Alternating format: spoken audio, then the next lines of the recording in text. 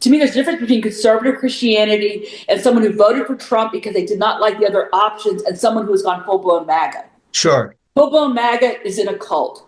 And as I say in the book, I don't really touch on cults much because most of these movements do not hit that Machiavellianism, psychopathy, and narcissism level. You need a combination of those three to form a cult. And what's happening is that as MAGA is trying to form a cult, the conservatives and the and the people who supported Trump are looking at this cult and going, hell no.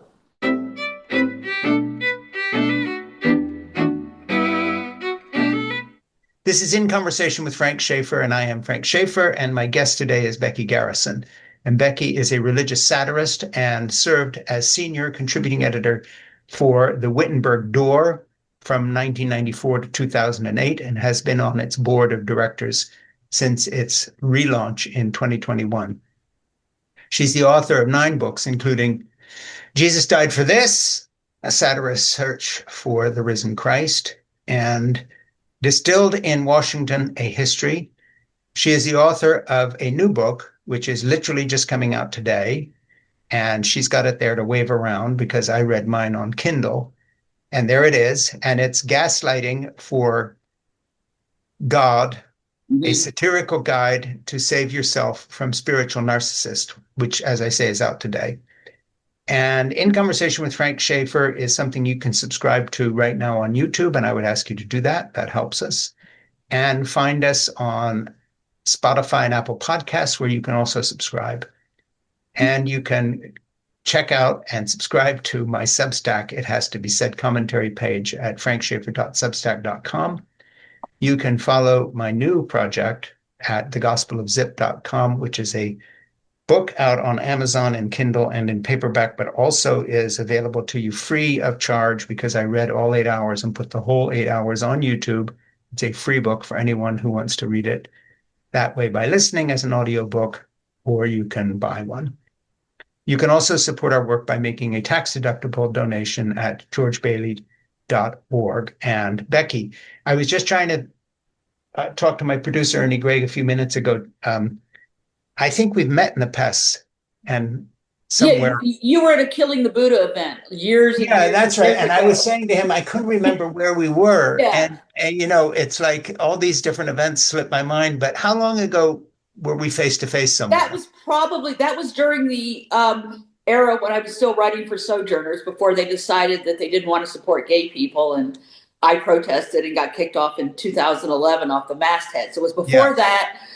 Jeff Sharlow's book had just come out, and the elite establishment wanted nothing to do with the family. And I remember trying to get coverage, and even in progressive outlets, people are like, "We're not touching the National Prayer Breakfast. We're not touching it." And so that was we met under that era, 2008, which happens to be, as I discovered in Jesus Died for This. I didn't intend this to be, but 2008 happened to be the year that I would say Christianity started to implode on an institutional level. Yeah. We didn't realize it at the time, but there was some major shiftings happening. And in hindsight, you start looking and going, okay, I can pot that bomb, that bomb, that bomb.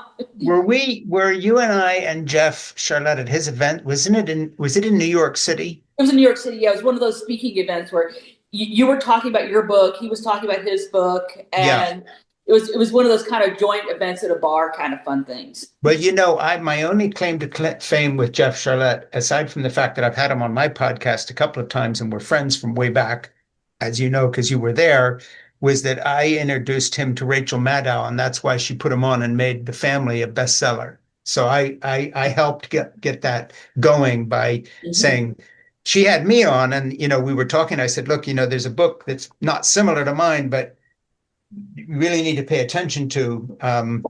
And she began to interview him about that. And so that helped that get going. So since then, how have you been for the last 20 years while I haven't seen you? Well, I've now, when I wrote Jesus Died for This, I was still convinced that the institutional church could be changed. I was still convinced that we could build a better, more dynamic church. Fast forward to my moving to the Pacific Northwest in 2014, because I felt this is a place where I wanted to not retire, but I felt that older people are respected in the Pacific Northwest. There's something about the native indigenous wisdom, the Celtic spirituality. Here, you're not viewed as weird if you choose to be an older person and you're a creative and you don't have a huge mansion, a 401k. You're just out there doing your creative stuff.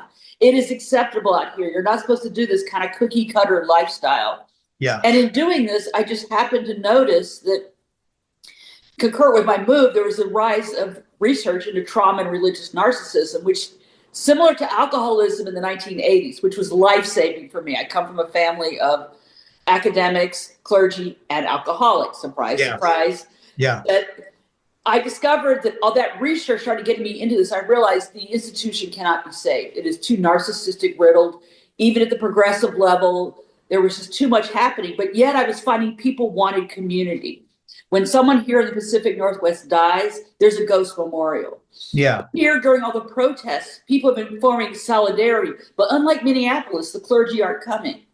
You know, here, yes, the clergy, and I think Minneapolis is an interesting example because you're not finding the celebrity clergy there. It's everyday people on the booths. Everyday people. And that to me is exciting because the moment you start pulling stuff like, as you know this, often there's a movement. You know, whenever Sojourners would do a movement, it was always tied to one of Jim Wallace's or Tony Campolo, Brian McLaren, Shane Claiborne, Nadia Bolz-Weber. A movement was always tied to a book, you know. Yeah, and there just happened to be a book on the subject. Okay, now we're a movement. Yeah, so I felt that there was something here happening on such an organic level. I mean, here, that's good. In the Pacific Northwest, for example, you go to a brew pub or a winery, it's like going to a church in many instances. People here care about each other. They ask how you're doing. In fact, if you get too uppity and you try to like Hollywood out yourself, or you try to, you know, look at me, I've got this $300 bottle of this, I've got all this stuff. People look at you like, this is Oregon. Come on, you know, to stop it. Yeah, and there is this sense of genuine grassrootsness. And, you know, I'm not. How long have you been up there? I shouldn't say up there. That sounds like very Northeast attitude. How long have you been up there? I moved in 2014 to the Pacific Northwest region. And before we get into your book, because I hadn't picked up on this, when did all this happen with you and Sojourners, and how long had you been there? You know, the Wittenberg door, and then Sojourners, and then you were out. And I don't know, have that history in front of me. Okay, sure. What happened with the Wittenberg door is a simple case of the people who ran the door, starting with Muse Specialties. They were never book publishers. They were never into making money. Right. The door always had a problem in that our pass around rate was 8-1, even at the height.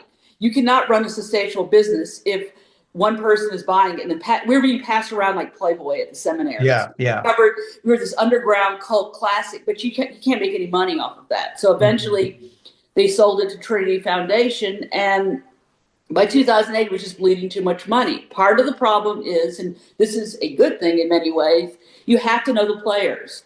I mean, like right now, I was trying to sell an article on Greg Laurie's involvement with Erica Kirk. Guess what? Nobody knows who Greg Laurie is. Now, anybody who is anybody in evangelicalism knows the history of Japuza. You know that the Chuck Smith, and watching him go over to Trump, and then watching Greg Laurie and all the scandals at Harvest Christian Fellowship. But guess what? Nobody knows who they are.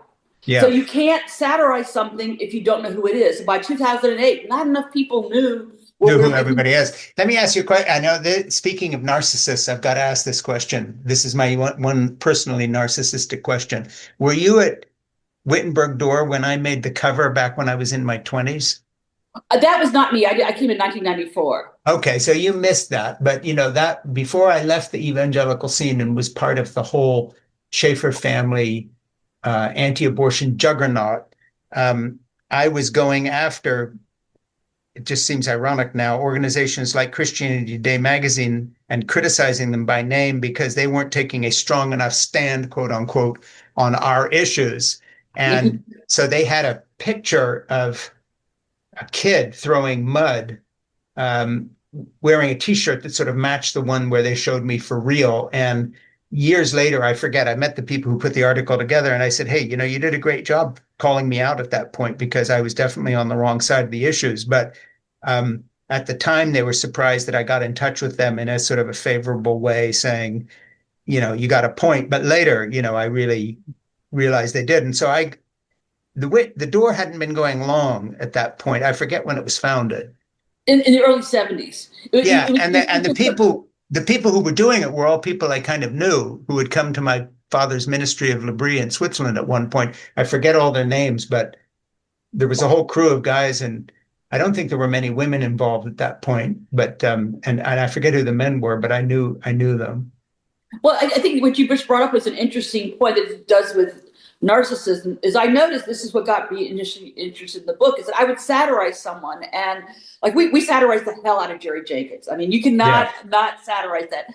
You know, Jerry Jenkins did the exact same thing you did. He called up and said, "Hey," and I interviewed him, and it was one of the most delightful interviews. I mean, he and I probably agree on almost next to nothing, but we were able to have this spiritual conversation.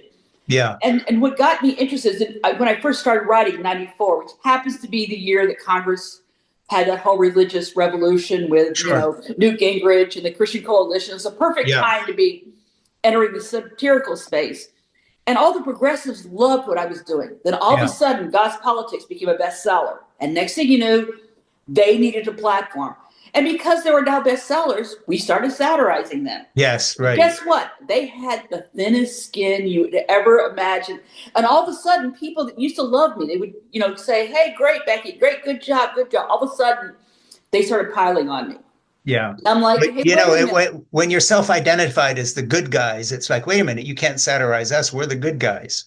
And it was like, but, you know, I mean, this is like, you know, we put Bill Clinton on the cover dressed as, you know, Jesus Christ, one of those kind of joking figures, you know, is the right, wrong. I mean, you couldn't not satirize some of the stuff that the progressives that were doing, because it was becoming, you're now charging $500 to go to your anti-poverty conference. You're now masking everything up, and you're having this limousine liberal kind of an attitude. And you think we're not going to satirize you?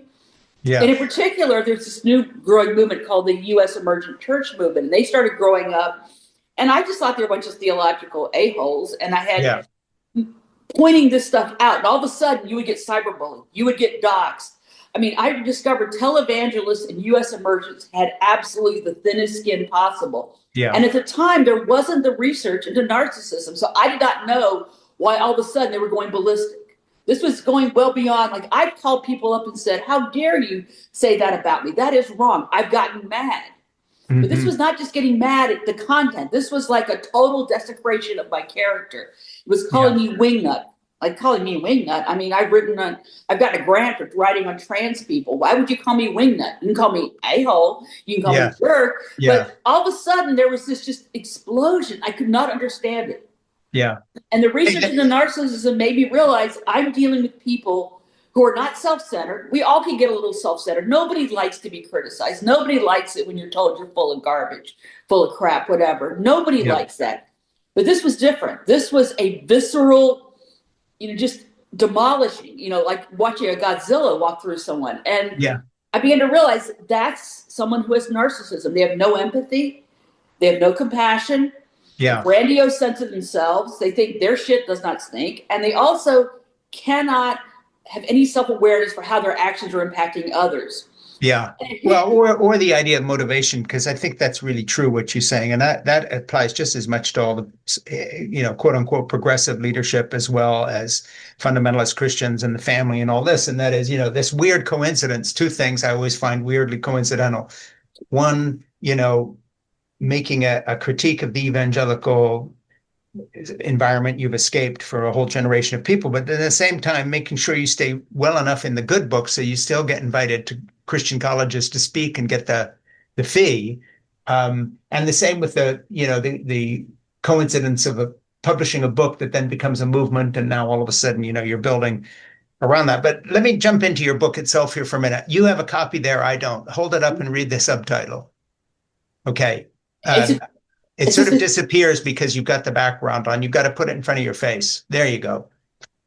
Yeah. So how do you, it's Gaslighting for God, and then a satirical guide to save yourself from spiritual narcissists. Excellent. Okay. Now let me jump in here by doing something I do. Sometimes when I talk to an author, what I do is I've gone through the book and pulled things out that I string together in no particular order, but they kind of form a good introduction that I call, you know, the open. And in this case, in red letters here in front of me, I've written open, perfect in the age of Trump. So here's what I'm going to start with. Might makes right, malignant narcissist description, : any form of spiritual narcissism can rise to the level of malignancy, whether it begins as exhibitionist, grandiose, royal, seductive, victim, or communal. Mm-hmm. Think of malignants as narcissists on steroids. These spiritual sharks are among the deadliest of all narcissists, given their use of violent language and other forms of emotional and psychological abuse. Left unchecked, this abuse will escalate to physical violence, sexual impropriety, and other unethical and even criminal behaviors. Wherever they go, they leave unchristlike carnage and guru garbage, which I like, in their wake. So let's go there because, of course, you're talking about a kind of church leadership structure, narcissists in evangelical, but also other church communities, including non-evangelical things. But that particular paragraph, you know, should be carved on the tombstone of the entire Trump era, because you just described, you know, it's interesting. You bring a book out on narcissism when this country is being led by, you know, certainly the greatest public narcissist I've ever encountered in my life at a distance. The kind of, you know, in Trump, every single thing you're talking about is times 10. So you got the weird convergence between that paragraph and ripped from the headlines newspapers this morning. On the other hand, you're talking about things set in the context of an evangelical community. Now, I just have a loaded question for you. It's my theory that one of the reasons people who come from religious backgrounds in the MAGA movement took to Trump is he's so similar to their own forms of narcissistic leadership that they're used to this on two levels. One, they've been told since they were born, reject the world, whether it's evolution or science or vaccine technology. You know, we have the truth. It's all in the Bible. The world is the enemy. So they've been prepared for everything is fake news except what your pastor's telling you.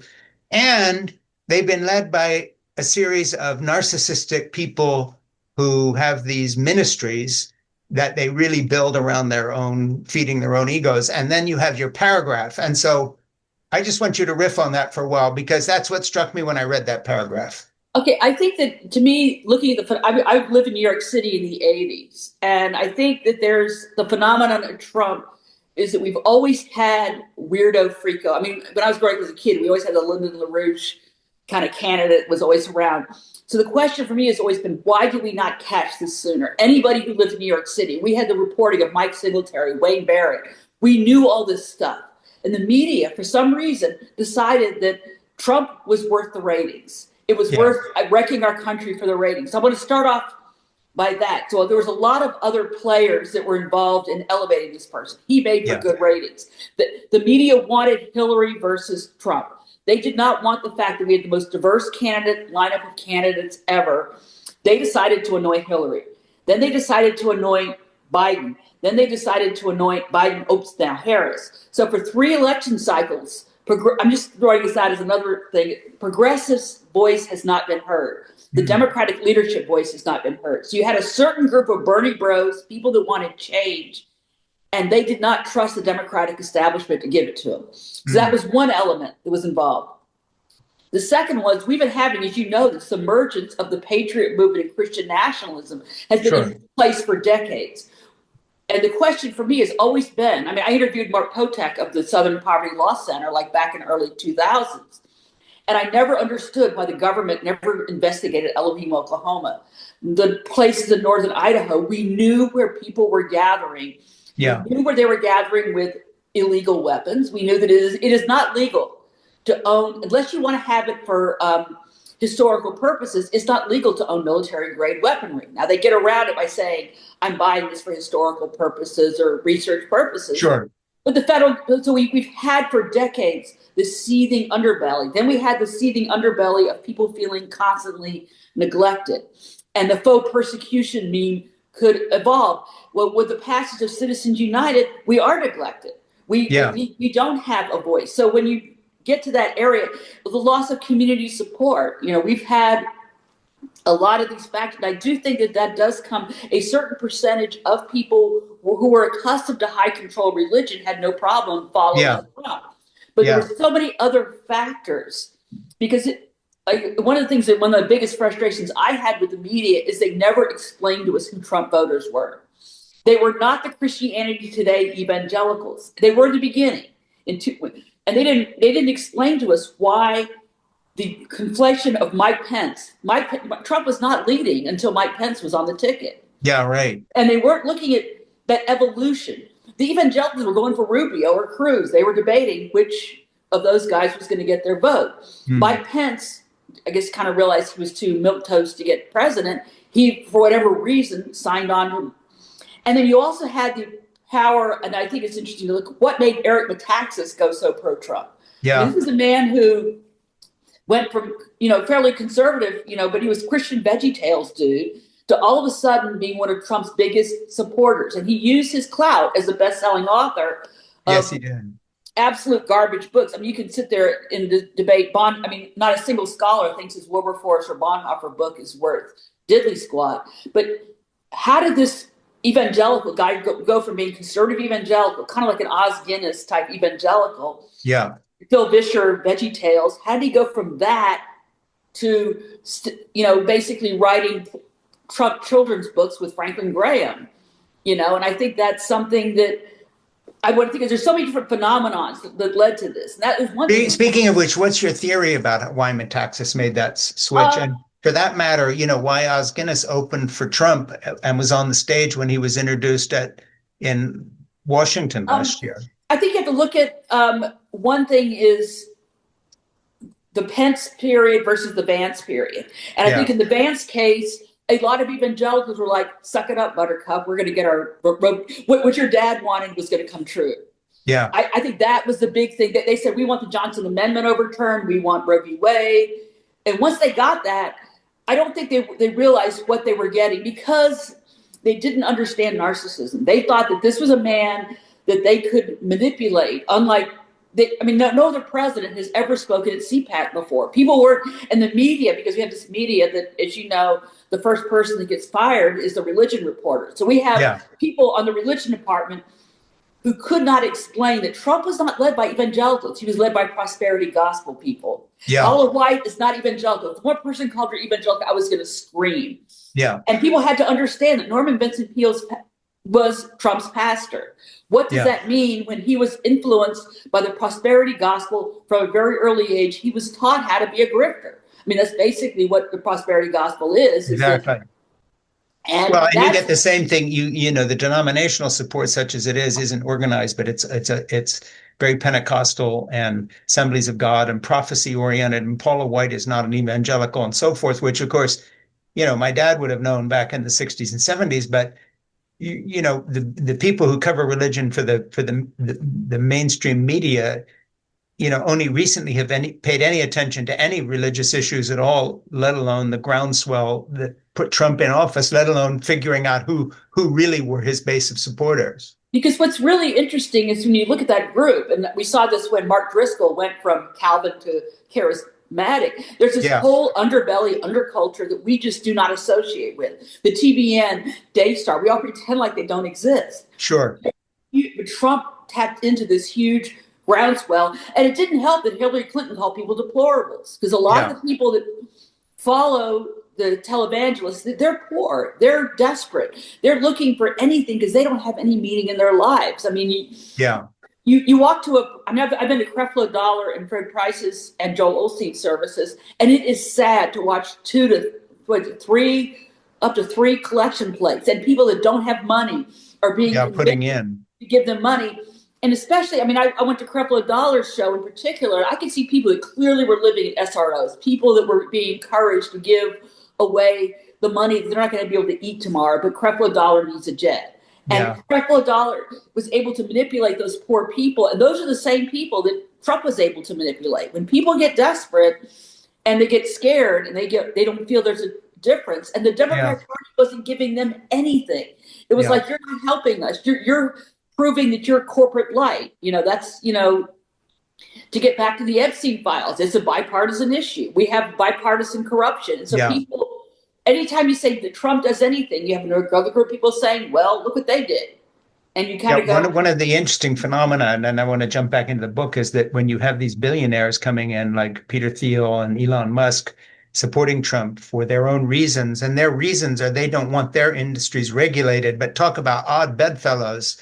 with Trump in the middle. You picture Paula White on one end and Peter Thiel and Elon Musk on the other. And, they all think they're going to be able to use this guy, one group, because they don't want their industries regulated and to be answerable to anybody for AI or anything else they're doing. And then the other group, are grifters, very much like Trump, and he sort of stands in the middle. I mean, it's sort of unique. Well, I think, and what's also been telling about this is that I did a video of this, is that there's a phenomenon called narcissistic collapse that we're just now starting to research. And that's what you're watching now. When a narcissist doesn't get his way, when you say no, he goes completely ballistic. And why everybody sitting here is attributing this to dementia. And I'm sitting here thinking, my sweet little grandma, when she got old, she definitely had dementia her last year of her life. She never turned mean. What happens when you get old is that you lose your ability to protect yourself. In other words, the real you comes out.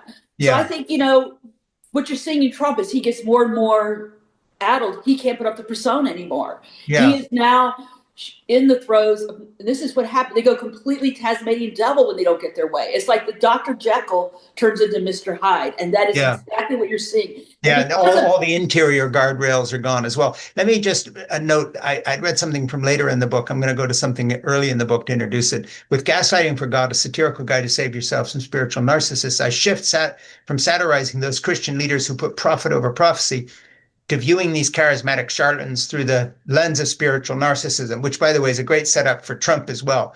Narcissists need to live in a world that is one person big because they never fully outgrow a phase of infantile behavioral development in which baby thinks he and mommy are the same person. When you are with a narcissist, their needs must become your needs. It's not enough for a narcissist to be the center of their own world. They must be the center of your world as well. Overall, narcissists are characterized as having a lack of empathy for others, a need for excessive admiration, and the belief that one is unique and deserving of special treatment. At its core, spiritual narcissism is a psychological pattern where individuals exploit spiritual practices and beliefs to reinforce their inflated sense of self-importance. These ungodly gurus cherry-pick and twist religious texts, ecclesiastical titles, slogans, and other signifiers of their particular brand of faith to justify their behaviors. And then what I'm going to read now really applies to MAGA. Collective narcissism can perhaps be evidenced most plainly by the fury their followers hurl at those who dare question the teachings of their latest, most faithful master. So then I just want to add one thing, and we'll get to it in a minute. You of course, are talking about people here that can be identified as MAGA or Trumpists, whatever. But for anybody who reads your book, and I hope people do, because it's a really important book for many reasons, your study of narcissism, I think, is absolutely fantastic and of the moment and worth the price of admission right there. But in addition to that, it's it's a very fair book because you also look at the progressive, quote unquote, religious movement, including Eastern mysticism and other things, but the kind of post-evangelical progressive churches. And you understand the fact, and you talk about the fact that in those communities there are often narcissistic leaders as well. Mm-hmm. So it's a very equal. You're basically what you're saying is kind of equal opportunity satirism. I guess you could put it that way. So, but let's talk about the passages I just read, which I put together from throughout the book, just to give a flavor of this. And let's zero in on the anatomy of narcissism first, that you outline really well in the book. And as I say, worth reading just for that. So give us a little talk on narcissism and as it's affecting the world. You're writing about in religion, but also the characteristics. For instance, you just said something that's really valuable about Trump isn't necessarily demented or senile. He's simply the guardrails for his inner narcissism are now dropping with age. And that's a good indication of what's happening. So give us a little lecture on narcissism. Well, I think one of the things that we get confused about is the difference between narcissism and self-centeredness and egotistical. And one of the big things is that the lack of self-awareness. Like when I'm not promoting my book, I'm probably going to be a borderline a-hole for a little bit of a while because we get excited about our stuff. We want to talk things up. Right. But here's the difference. If someone says to me, Becky, you're really being too far up your own butt. You need to kind of just chill. I go, oh, I'm sorry. I feel something in my heart that I hurt somebody's feelings. Now, this may be a person who is extremely annoying and I had to set up a boundary and whatever, but I still feel bad that I might have hurt somebody. A narcissist does not feel that.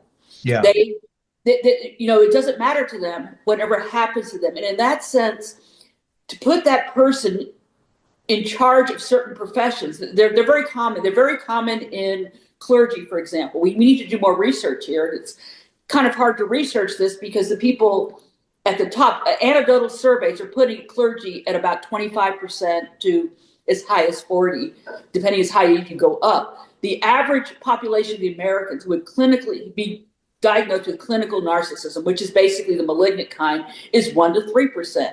So certain professions just attract more people. And do you really want someone in charge of teaching people about their soul, to entrust someone with their soul, their most vulnerable part of them, if that person does not have any empathy or compassion? That is not someone, that is presenting a recipe for disaster. It's why you're getting a lot of religious people then suffering forms of religious trauma. And it matters in terms of today because I think we're experiencing a world run by people that do not care. And that's different than saying I'm a bit full of myself. And now a lot of clergy can be easily unidentified because we tend to associate a narcissist with the exhibitionist type, the Joel Osteen, the Franklin Graham, the kind of person who's bombastic, who gets out in front of you. Most clergy are covert because they're taught how to be pastoral. They're taught how to be more kind and compassionate, put on this veneer. And the key difference is, why would you be invested, even if they're malignant, then that's a lot of danger that's happening. But even if they're not, why would you invest your time and talent in a community that's only going to benefit one person? It's not a place where you can go. And I think we desperately need places we can go and just be. We can go and just calm our nerves down. We're experiencing right now global PTSD. And anybody who says they're not aware of it. I mean, I've been doing a lot of things myself to keep from getting triggered from that because I'm aware that I'm in a state where we're having global PTSD. If I wasn't aware, and by the way, you're not only do I agree with you, I am experiencing it all the time.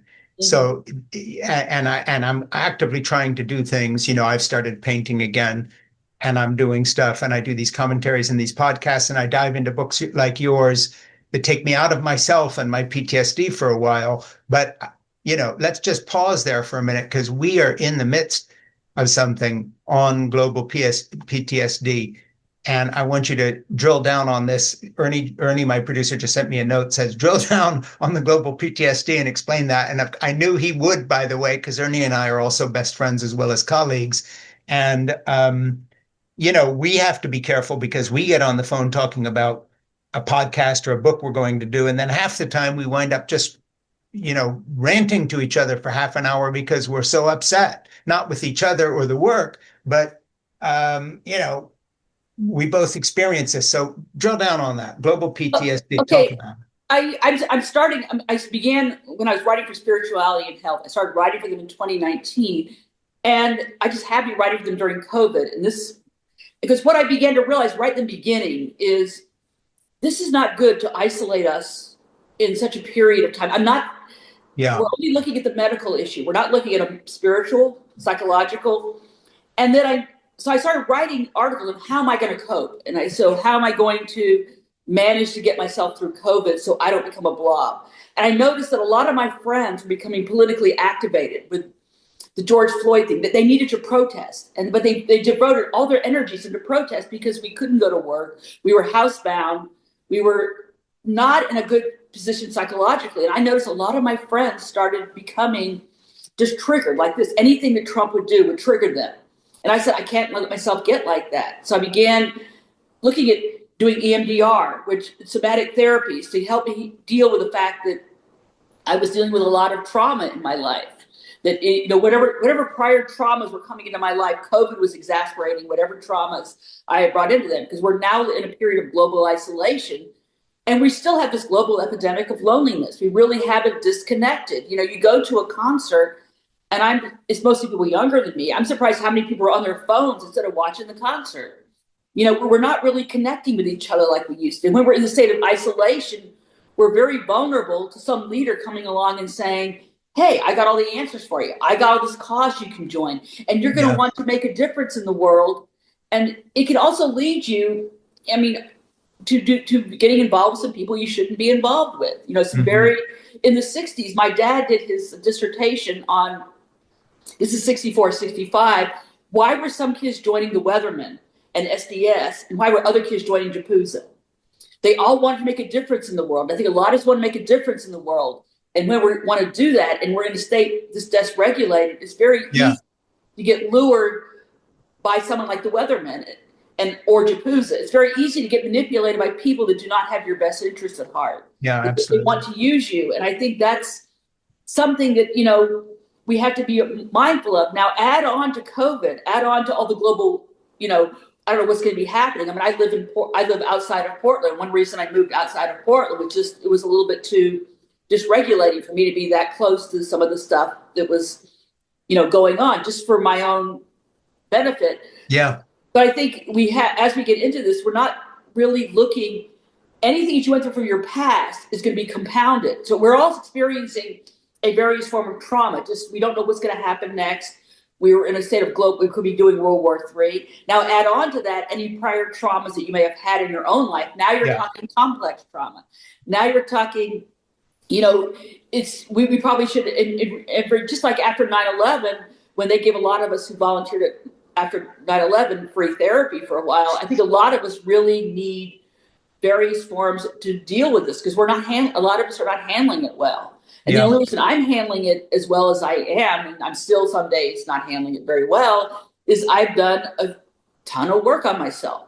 You know, EMDR was the final straw for me. It's not for everybody, but you know, encouraging people to tune into your body. And if you cannot get yourself to a state of calm, see what kind of help you need to get. And there's a rise of somatic therapies that have started arising, and they're existing now to help you get yourself to a state, not a state of calm, but a state of regulation. I notice in your book, you talk about a friend of mine, Marlene Winnell, who has interviewed me, and I've interviewed her and read her material, and we stay in touch. And of course, she looks at the kind of PTSD that comes from certain types of fundamentalist religious association of all kinds. So I know you've gone there. Let me reintroduce you a second. This is In Conversation with Frank Schaeffer. My guest today is Becky Garrison, who I met in person 18 or 20 years ago. And Becky is a religious satirist and served as a senior contributing editor for the Wittenberg Door and from 1994 to 2008, and has been on its board of directors since its relaunch in 2021. She's the author of 9 books, and the one we're talking about today is Gaslighting for God, a satirical guide to save yourself from spiritual narcissists. But the subtitle's deceiving in a good way, in that actually this book is much, much, much, much bigger than is indicated by the title and the subtitle. It's the best study on narcissism that I've read. And I'm a lay person, and I don't sit around reading psychological journals, but you know, with speaking of Marlene Winnell and these other people, and having experienced, you know, having been in a position of Christian leadership myself, and having had a father who was someone very largely influential in that movement, I've known my share of narcissists. You know, Jerry Falwell let me his jet fly around the country to speak to the Southern Baptist Convention, blah, blah, blah. Been there, done that. I've known my share of political leaders and other people, and I've had my own narcissistic plunges, which was the reason I probably stayed in the evangelical movement for 10 years longer than I should have after I began to think my way out of it, in the sense that it's like, well, then how am I going to earn my living? And I'll be nobody. And indeed, for a while after I wrote Portofino, my first novel, I was nobody in the firmament that I had been in, and became somebody to a new group of people that I've got to, you know, do things for. So, you know, this is not a problem that I haven't wrestled with personally. And I know of which I speak when it comes to me.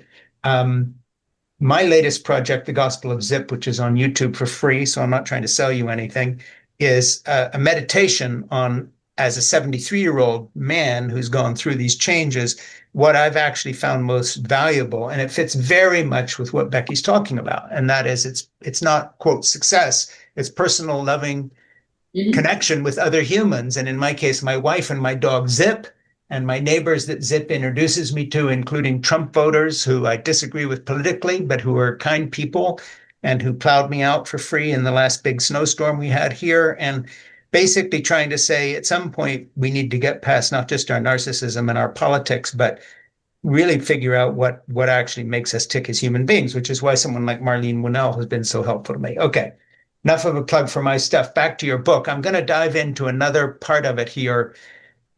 And I say progressive leaders too, exclamation point. You're an equal opportunity satirist, and you write, these self-appointed unhallowed hucksters are marketed by the Christian industrial complex and its secular counterpart, the moneyed mindfulness movement. I love that, moneyed mindfulness. This multimedia publishing empire, unique to the American culture, produces celebrities who focus on building and maintaining their personal platforms over serving as bona fide spiritual leaders. Media depictions of these leaders tend to highlight the exhibitionist narcissists' over-the-top antics, thus giving a false impression that all spiritual narcissists are super-duper showstoppers. In fact, exhibitionist narcissists are the rarest breed, with most others adopting a more genteel veneer, and this is, again, the more progressive Christians, so they can be more easily appear to be both superior and saintly. Other narcissists will often display hostility toward the exhibitionist narcissists' over-the-top pastoral preening, but their angry outbursts often mask their jealousy over not being in the spotlight themselves. So, you go on and you talk about some of these groups. So let's just dip into that for a minute because, I was one of the founding speakers at the Wild Goose Festival. I did 12 of them, haven't been there for 4 years, COVID and getting older and changing and so forth. But it has been, I have observed the fact, and again, have been part of myself as a working author who needs to live by selling books and doing stuff. There's a sort of a tension there, even when you are trying to do something better, and even when you're trying to do something sort of on the progressive side and not part of the right-wing hucksterism. That doesn't mean that the narcissistic element isn't there. So address some of that, and you can talk to me too. I'm ready to be satirized if you want to, but send something my way.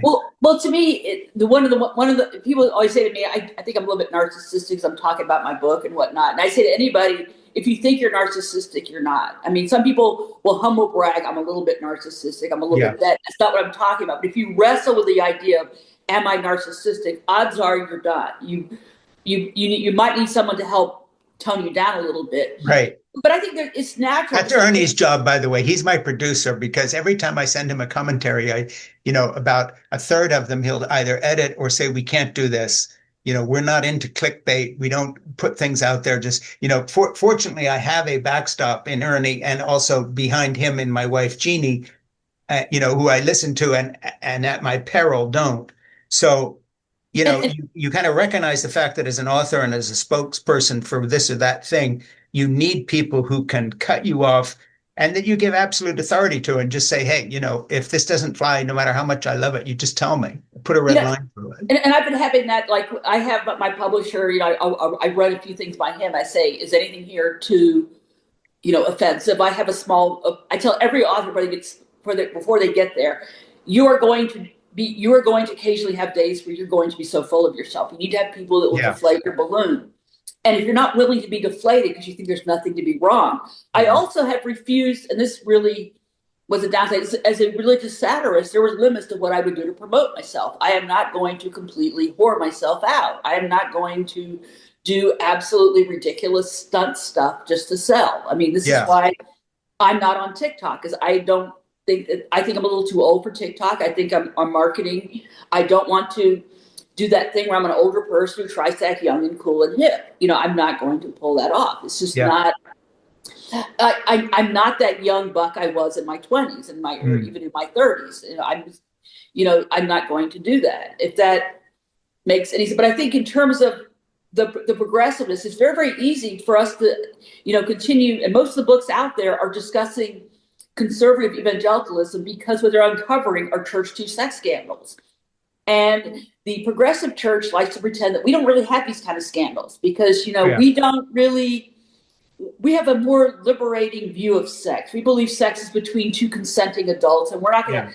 And they kind of ignore the fact that, I just wrote a piece on the Church of England that the Archbishop of Canterbury had to resign because he failed to report on a sex abuse case. Sure. And in looking at that, I uncovered 4 or 5 multiple cases in the Church of England. Yeah. And in the Episcopal Church in the United States, we still have an issue of they do a better job in a hierarchical system of keeping the priest under control, unless the priest is very successful. If the priest is very successful, or the clergy person or the lay person, and they get a big following, nobody wants to touch that because, man, that's a good source of income. Sure. So we're not going to report on the fact that this person is behaving inappropriately because there's a power dynamic. So in progressivism, when they discuss the sex abuse, it's more from a power dynamic standpoint. They're not quite as hung up on the sex part of it like the conservative evangelicals are, but there's still the power dynamic. There's still the issue that, a bishop and a priest should remain faithful to their spouse as per their ordination requirements. Yeah. Yeah. And there's other forms. Like I know of. You're right. Just you say, as more Christians walk away from egregious examples of commercialized Christianity, some self-appointed progressive leaders seek to package a form of faith that on the surface appears to be affirming and inclusive. In a similar fashion, Western gurus repackage Eastern teachings into easily digestible program that promises enlightenment, a new way of being, another goodness goo. I like goodness goo. While most narcissists focus on themselves, communal narcissists, this was brilliant, by the way, base their identity on what they do for others. I thought, that really cuts close to the bone in terms of the kind of post-evangelical hip, cool groups, and you talk about all these people with dreadlocks, and I don't know if you say, tattooed from head to foot, but, wearing all these badges of look how, we're cool anyway, even though we're still, quote, still Christians. You even get into the thing of, we're open to gay people, we do all this stuff, but under all that is the same dynamic. We need to talk about that a little bit. Mm-hmm.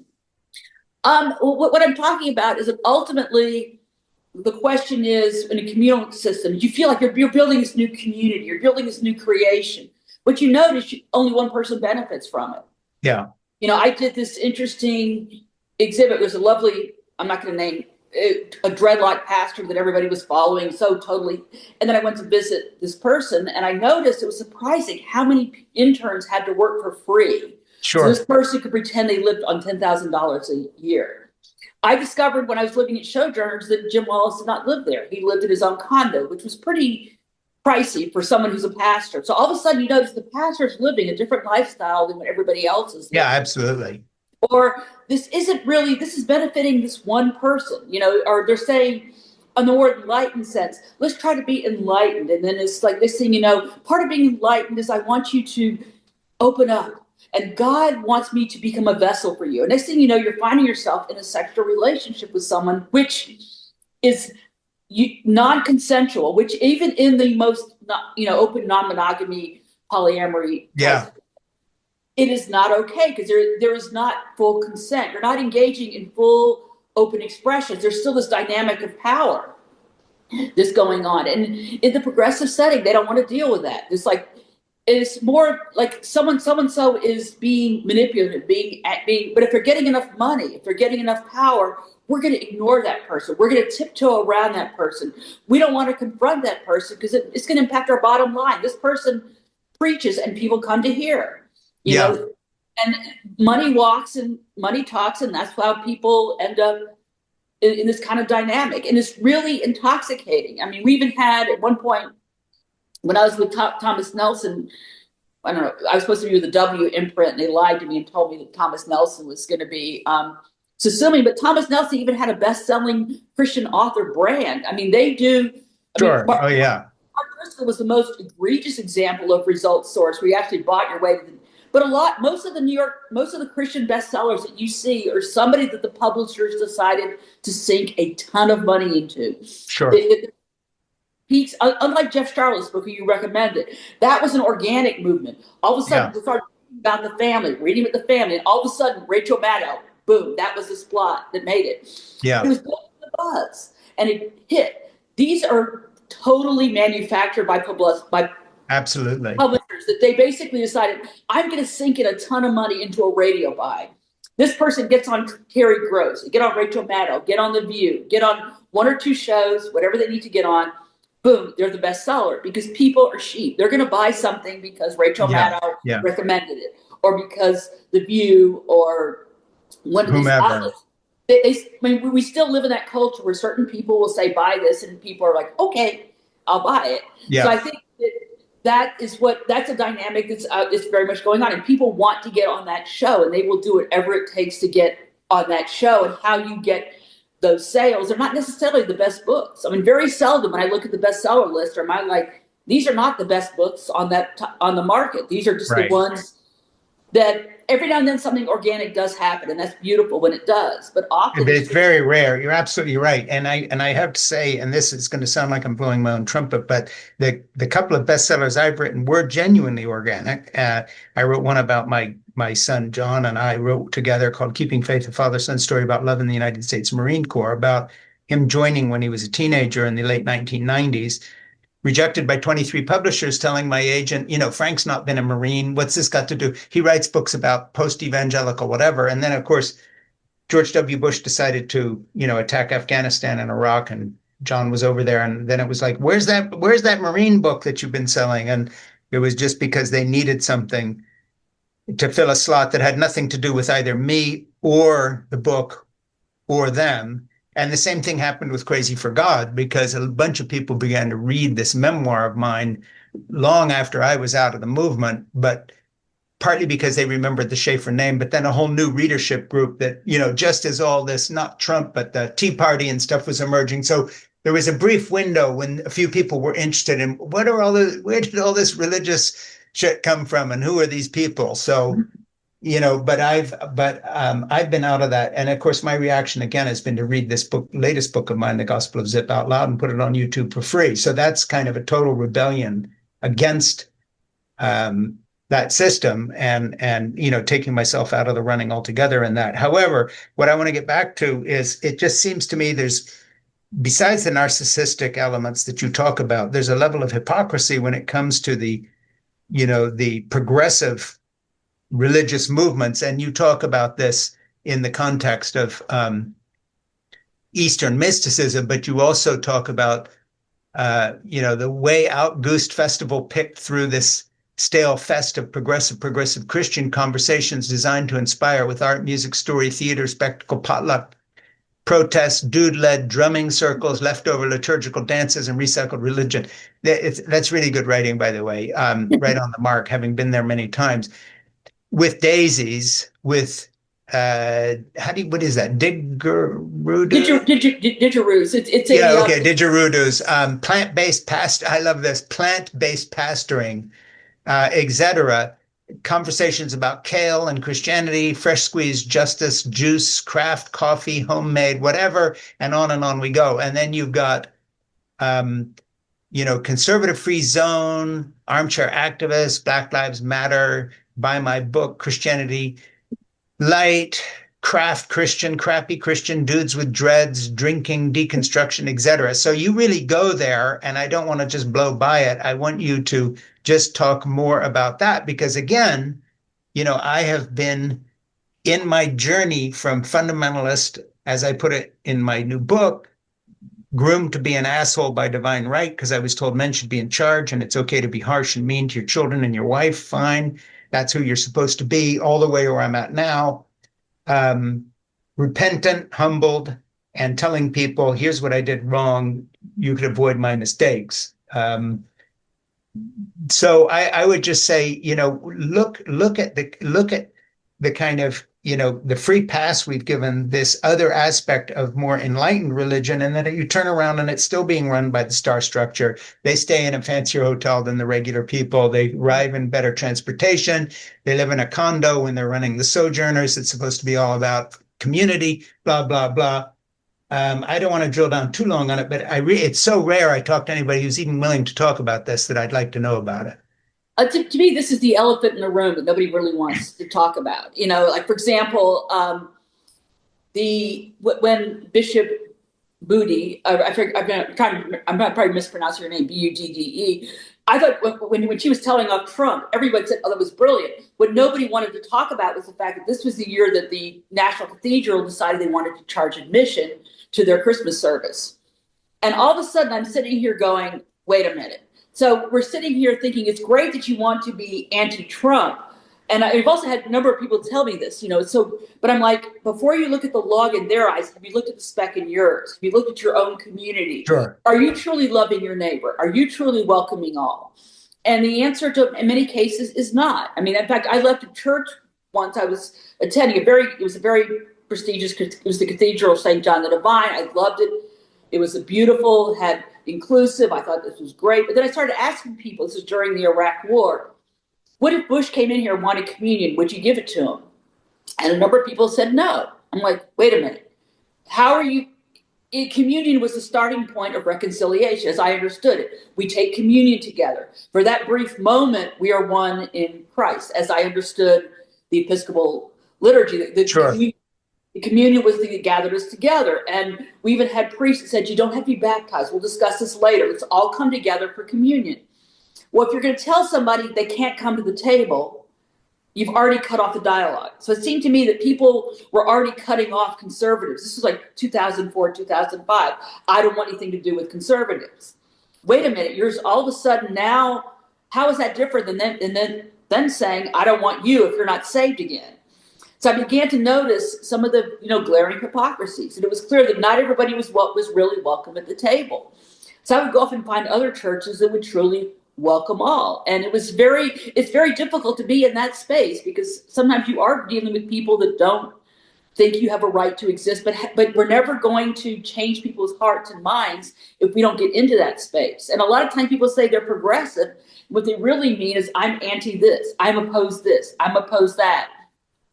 So I'm like, what are you for?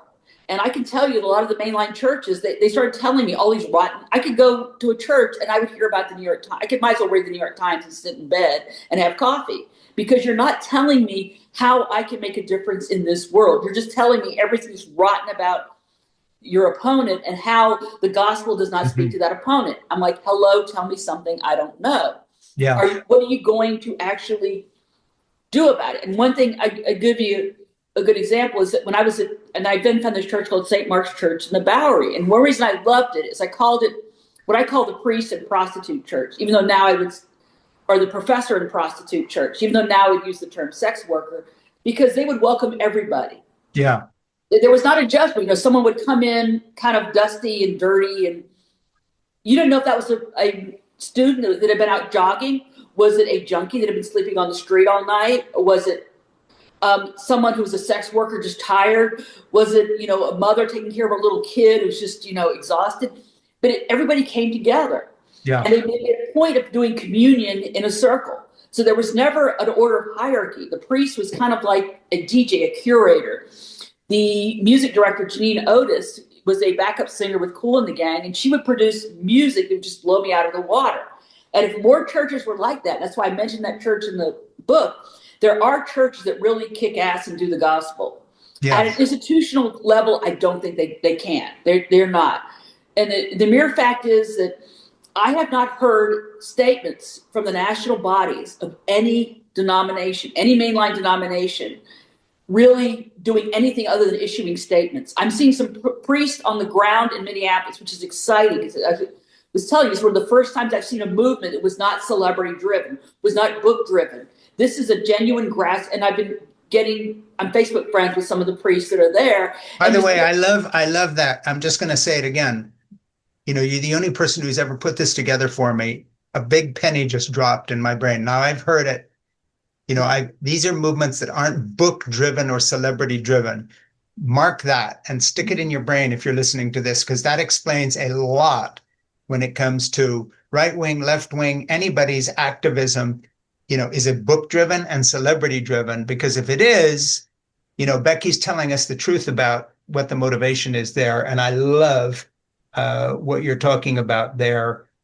Now, I'm not going to say that people are not going to write books about their experience, because after Ground Zero, we had a ton of books, and everybody who had their Ground Zero experience had to go write about it. Sure. So I'm not going to say that that's not going to happen. It's human nature. And some of the stuff proved to be no, but you're talking about somebody writes a book on, poverty, or somebody writes a book on reaching out. And then all of a sudden, there's all this intentional community business, but the book sort of came first. And then you do the whatever it is to kind of put that together. And that's not art either, because art doesn't do that. I mean, art is something different. You can, and the same with good books. They come from a different place. And then of course you've got to try to sell them once they're out.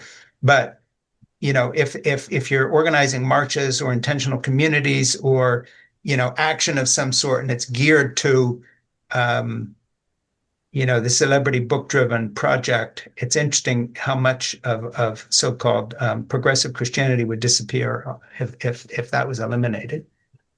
Yeah, and I think that and this happens in other markets. Like, for example, people don't realize Eat, Pray, Love was a book advance.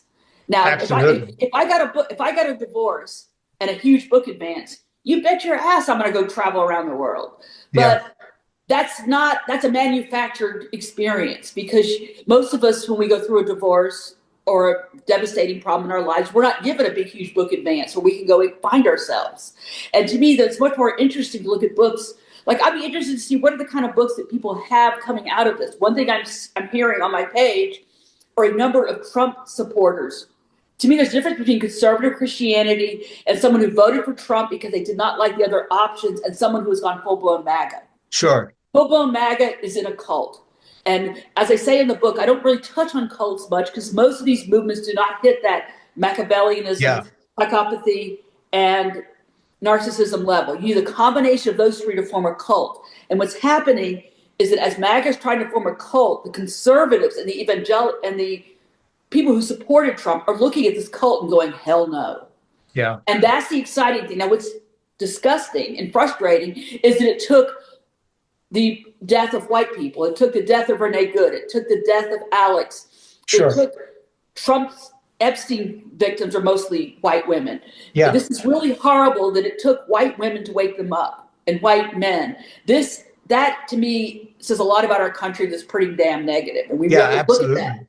Yeah. But the fact is that we're having Trump people, and these are some of the books I'm looking forward to seeing. When these people have finally processed, I know it's important. I'm hoping the publishing industry, knowing them, to let someone process this. I could not have written Gaslighting for God had I not done EMDR several years ago, because I would not have had the clarity to go through all this stuff. I would still be dealing with my own triggers. And I think that's one of the problems with a lot of the books that are coming out on religious trauma. Sometimes has the person processed enough to where the book is actually of help to other people. Yeah, because a lot of the things you find, I'm asked to blurb all these religious trauma books because Crazy for God, my Schaefer name, plus it was a bestseller, and I wrote it, 20 years ago, and it came out, I think, 15 or 16 years ago.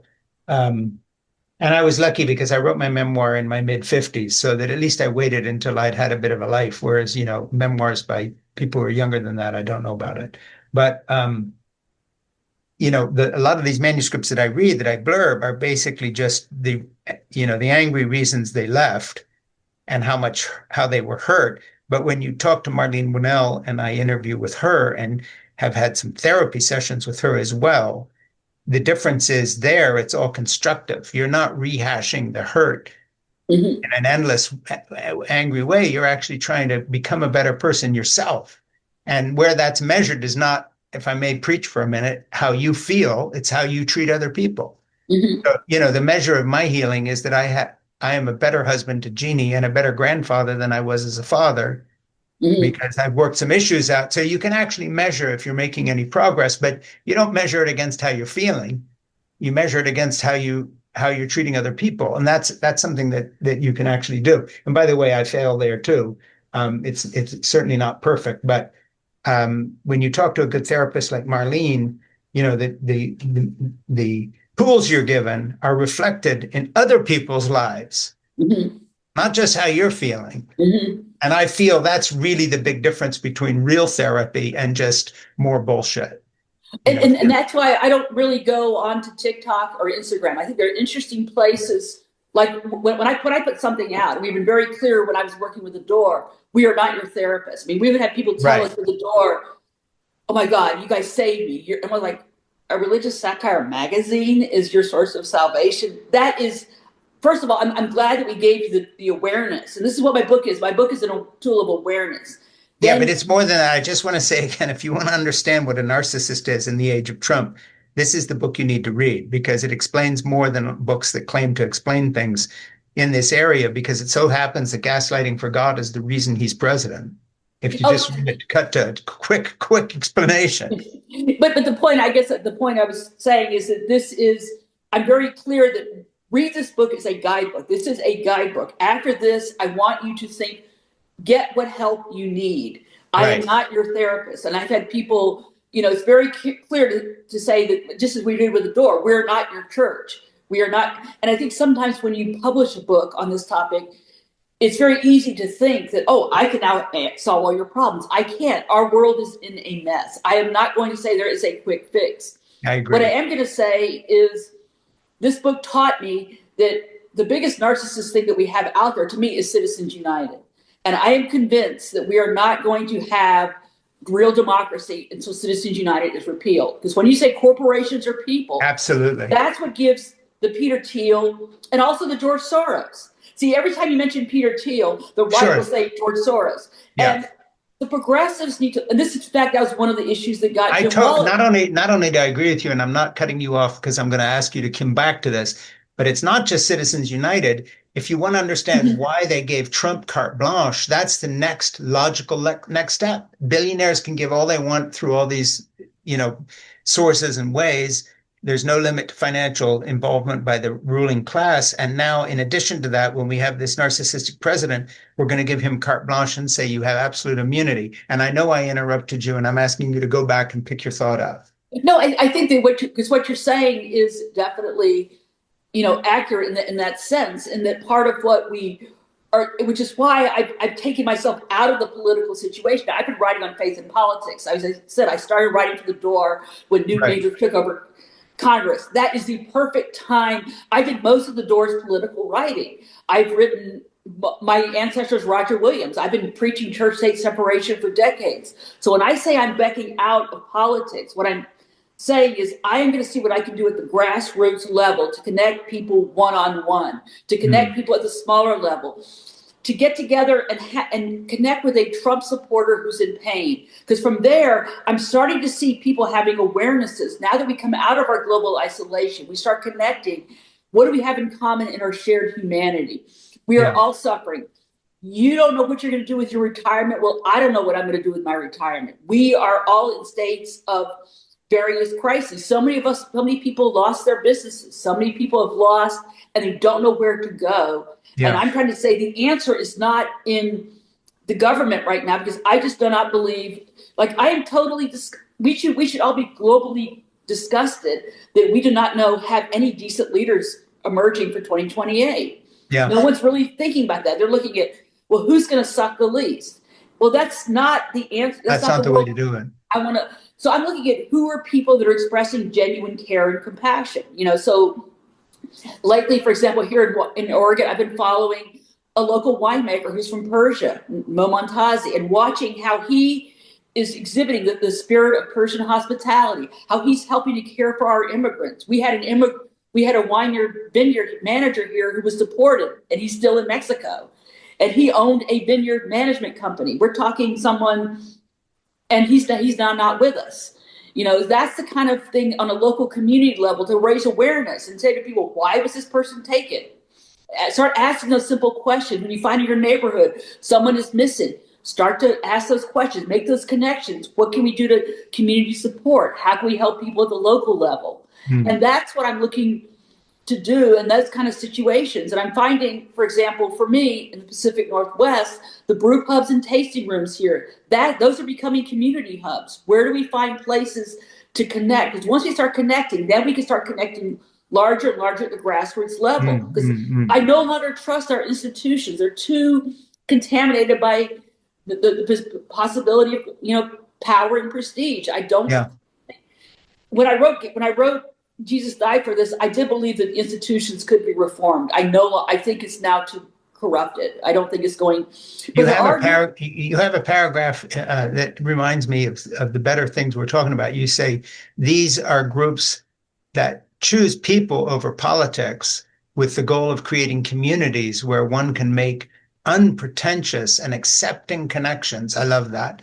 While no group is perfect, the leaders strive to create a culture that respects others' boundaries Mhm. and consent while holding each other accountable for their actions. Simply put, no one must buy into a pre-scripted partisan agenda or purchase specific products. I love that, in order to join up. And by the way, you know, that reminds me a little bit of what my producer Ernie Gregg and his husband Rock, who's a pastor of a small church, as I watch what they're doing, and they came in to be my guests here in my home. And Ernie and I have been working together for 7 or 8 years. You know, that's the difference between people like Rock and Ernie, who are invested in their community, and that's what they're doing. And Jeannie, you know, Jeannie and I found just, I mean, we have this connection being producer and podcaster and all that sort of stuff. And Ernie's going to reopen my art site, and because I paint, and we'll sell some paintings and just all that sort of thing. But then the biggest thing is even the connections with the people you work with closely are where it's really at. It's not like you work with them and the podcast is the product. The product, if you want to put it this way, is the connection. And that's Mhm. the thing. And I really find that with the people I'm close to and work with. You talk about, you say we're only beginning to explore the excesses that accompanied these periods of enlightenment. I see scant documentaries profiling casualties of the 60s, a term I Mhm. coined to describe the kids like me whose parents Mhm. espouse free love, global peace, and universal condemnation of the man. And I know we're going on here a little bit, but that's too interesting to not get to, and I will in a second, but I'm asking you now to please subscribe to this YouTube channel that you're watching this on, with Frank Schaeffer, and on Spotify and Apple Podcasts, and to my Substack, it has to be said, at frankschaeffer.substack.com. And you can follow my new project I've mentioned on this program, The Gospel of Zip, at thegospelofzip.com. And again, I'm not selling it, I'm giving it away. So there you are. And now back to you, Becky, because I want you to talk about that 60s thing. Tom Holland, I'm a big fan of his podcast, The Rest is History, with Dominic Sandbrook, and he's written a book called Dominion. His next book is on comparison with what happened in the 15th century and the 1960s, saying that really the 1960s were a watershed, that we're only just beginning to understand it, you know, the kind of unraveling that occurred afterwards. And he's not against the counterculture per se, but he's saying, you know, this was a much bigger deal than it has seemed, and everything sort of comes from that in action, but also reaction. And I was interested that in the context of Gaslighting for God, which is your wonderful book, you touched on the 60s. And then we're going to have to end, though, although I got Tony about a quarter of my notes, but we'll have to have another podcast to do the rest. Mhm. So you want to explain that a little bit, where you were going with Well, the what the 1960s? casualties of the '60s is that everybody kept in having this vision of the '60s, like this is this revolutionary, incredible period, and all this enlightenment. And I was just sitting here as somebody whose parents, I now discover, in addition to being extreme narcissists, were extreme alcoholics and addicts. They died of their addictions. And so we weren't looking at the downside of all of this. The Yeah, downside of free love is you start reading Timothy Leary and realizing the extent to which women were not treated very nicely in a lot of these situations. There sure. was a lot of abuse that happened in the context of free love. There were, now we look back with horror, oh my gosh, there were 12, 13, 14-year-old girls who were basically being trafficked, you know, in certain settings under the guise of free love. How many of these people were, how much, what was going on that was really a full consent? Were people really consenting, or were they being encouraged to go along and play with the buzz? To what extent were people taking drugs for expansiveness? Well, how much of the drugs were taken to be of an abusive system? So when I say casualties of the '60s, people don't want to discuss it. You know, when you say that there's that lovely 27 when everybody died, a lot of people did not survive the '60s.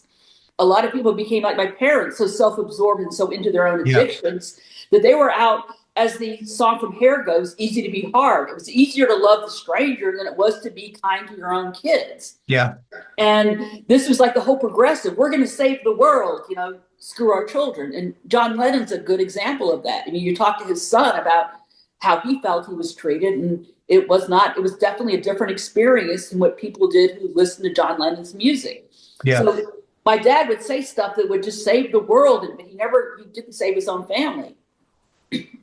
Yeah, well, I really related to that because one of the things I talk about in The Gospel of Zip is the fact that, you know, my parents forgot to send me to school. Eventually, I was dumped in a boarding school because I hadn't learned to read, because they were so busy with their student population, saving the world. So been there, done that. Different context than yours, better than yours, not as drastic, but I totally got that. Becky, I really love your book. And I really would.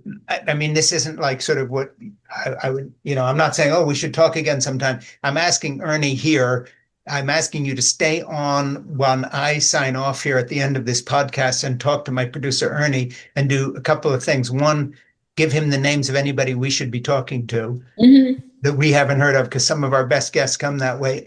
Secondly, talk to him about how we connect people to you so we can help you out to the maximum. And third, talk to Ernie about booking yourself in here in the near future for part 2 of talking about gaslighting for God, because we haven't covered enough. And I've loved this conversation. And we have, this is good. Let's not leave another 18 years between our next meeting. Let's do this again soon. Okay, sure. I'm game to talk to Ernie. No problem. And listen, you're an incredibly perceptive person. This is such a fortunate conversation. You know a lot, you've experienced a lot, and you've shared a lot here. And I'm very grateful because you have brought up things that no one else is putting together in this way. I really think it's a gift that you're giving the people who are listening to this. And if they read your book, they're going to be blown away. No, and I appreciate that help. And it is, I don't, are we still recording? Or is it? Yeah, we're still recording. Oh, good. Oh, cool. Yeah. I mean, because I think that is very encouraging, because it has been discouraging. I've had a few, with every book, you always have a few people who have to walk away. Yeah. And I understand why they have to do it, because they have ministries. I understand why good people need to support a narcissist. I understand why even people that write about narcissism, sometimes when push comes to shove, they got to suck it up because of their ministry needs the money. I understand what they're going through. And it's very scary to stand up against all the people in the Christian industrial complex. I mean, especially if the person, this is where it gets really complicated. What if the person is very ill or has died and they were the abuser? Yeah. What do you do with that? And that's another, and I'm saying the abuse lingers still with the victim. When I see Ravi Zakiris' family trying to make money off of his books, I'm like, let it go.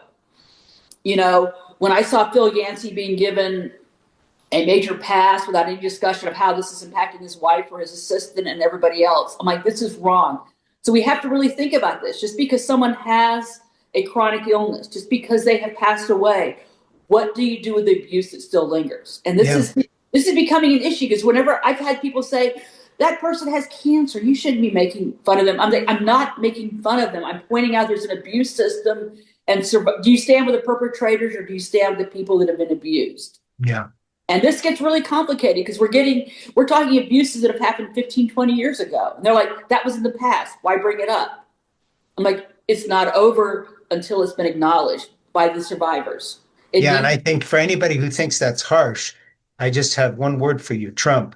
Because having gotten away with abusive relationships with every wife, every organization, every person he's conned, everybody who, joined some club that went bankrupt in one form or another, he never got called on it. It's always just keeps getting passed down the road. And look at the consequence. And I would also say the consequences are like, I understand, for example, why the Clintons will not testify, because that does look like a setup. However, there's some reckoning that a certain Billy boy needs to do. I mean, a certain Billy boy has had a wife that has enabled some really god-awful behavior, a lot of non-consensual types of behavior. So the fact that a lot of people to this day will not apologize to Monica Lewinsky or to Trump's victims, and they still go, what about the Epstein files? That shouldn't matter. It is not a partisan issue. We're talking perpetrator. Yeah, I totally agree with survivor. You. Yeah, and we need to face the dereliction of character in a whole swath of leadership, left to right. And speaking of the 1960s, weird fallout from the sexual revolution in terms of what we gave permission for people to do and get away with, or what they thought they had. It's not that kings and lords and masters or, Roman slaveholders behaved any better, but we've always had this veneer of hypocrisy that we've put over the top of it. And the left has done it completely. Clinton's a case study in this and always has been. And et cetera, et cetera. Well, listen, Becky, stay on with Ernie when I sign off here. But let me just thank you again. You're And until welcome. next time will be soon because we're going to talk about your book, but also just talk to you about what's going on a little more. Okay, sure. Stick Looking around. forward to it. Thank Okay. you. You're welcome. Bye. Thank you.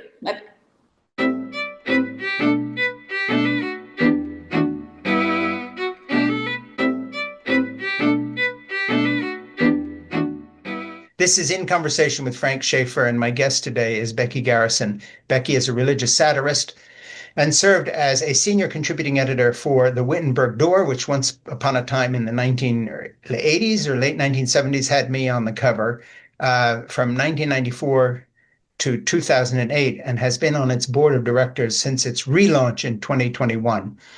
She's the author of 9 books, including Jesus Died for This, a satirist search for the risen Christ, and Distilled in Washington, A History.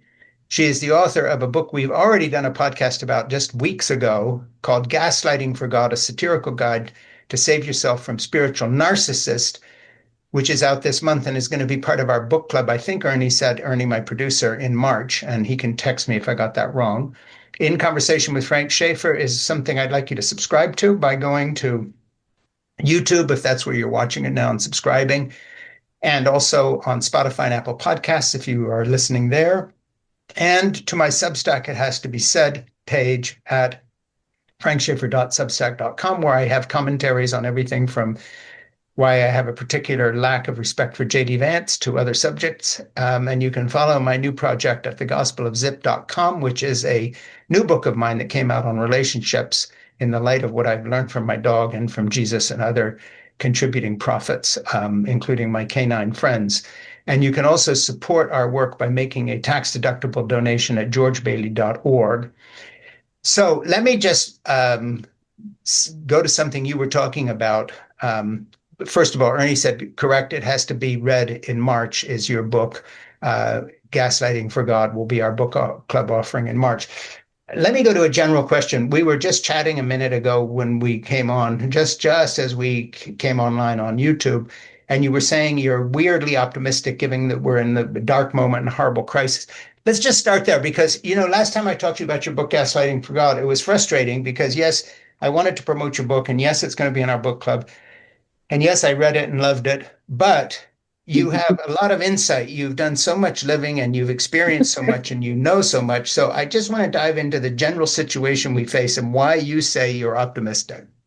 Well, it's because to me, I think we're at the state of a crisis. And I think sometimes if you look at Margaret Wheatley's work, who do we choose to be? She says we're at the end of a civilization crisis. And once I know that, we're in the age of decadence. I can look at the age of decadence and see how we're so overriddled by celebrity, 24/7 news coverage. But she says at the end of that cycle, there is the next cycle of pioneers. So the question for me is that everybody has to make this decision. Do you feel like you want to fight the decadence? And the decadence does need to be fought. Or do you want to focus your energies and wanting to try to go with the pioneers and creating a new world? I mean, I just did a book. When I did my book launch, I was at this little, some might call it a hippy dippy party, but it was the opening night of the Portland Winter Light Festival. It was also the Friday night Portland Art Walk. All these people were just coming in and strolling. There were no political signs, pro or anti anything. People just wanted to come in and experience the art and experience the music. And in that space, I believe that some conversations were had that cannot be had when you're in that state of heightened, when our amygdalas are so over heightened that all we can do is think to preserve ourselves. And this was like an oasis. And I'm not trying to be hippy dippy saying we want to do that Timothy Leary tune out stuff that happened back in the 60s. But there was something happening there of people wanting to find something different. And I think when you get a group of collective people wanting to find something different, you're finding people, there's a difference, I think, between MAGA and Trump supporters. And I believe you're finding MAGA, I believe, is a full-blown cult. They bought into the Machiavellianism, psychopathy, and narcissism that is inherent in a cult. But there are also Trump supporters that are just, they voted for something changed, and they didn't think the Democratic Party was giving it to them. And they're now starting to turn away. They're starting to realize, and we're starting to realize globally, I don't know if the Epstein files, people keep getting frustrated for me that nothing's happening. And I'm going, what do you mean nothing's happening? The prime minister may have to, or the UK may have to resign. You know, the Archbishop of Canterbury already had to resign over abuses. I have a question for you. You know, there's two things. An observation I'd make is obviously the United Kingdom still has some sort of moral sense we've lost, because their prime minister may have to resign for appointing Mendelssohn, who was a mere diplomatic envoy to Washington after he had been shall we say, an Epstein client. And our president is sitting there mentioned over 1 million times in the files. And not only is nobody in MAGA talking about resignation, it's not bringing down the US government. And that's our president, who's actually an Epstein, offender, collaborator, whatever you want to call him. So just that's the difference between us and everybody else now because of the MAGA cult. But I also feel there's people starting to break away from it. I mean, I keep saying to people on Facebook, hell just froze over. I'm agreeing with Candace Owen. Hell just froze over. I'm agreeing with Marjorie Taylor Greene. I'm not agreeing with them on every issue, but the mere fact that they are actually saying something negative blows my mind. It's huge. I want to get to a big question with you, because you've been an observer of a long arc of activism with the Christians and the left and the right. And we're both at a period in our lives where we're looking back at things and probably understand some stuff that other people don't, because you and I have both been a fly on the wall when things happened. I knew Reverend Billy Graham. I was in the beginning of the pro-life movement. I saw it change into this litmus test that put Trump in power, et cetera. And you've had the same sort of arc of life. This is not a question to which I have an answer. This is a real question. What do you think the source of this decadent moment is, aside from Trump, who I see as a symptom, not a cause?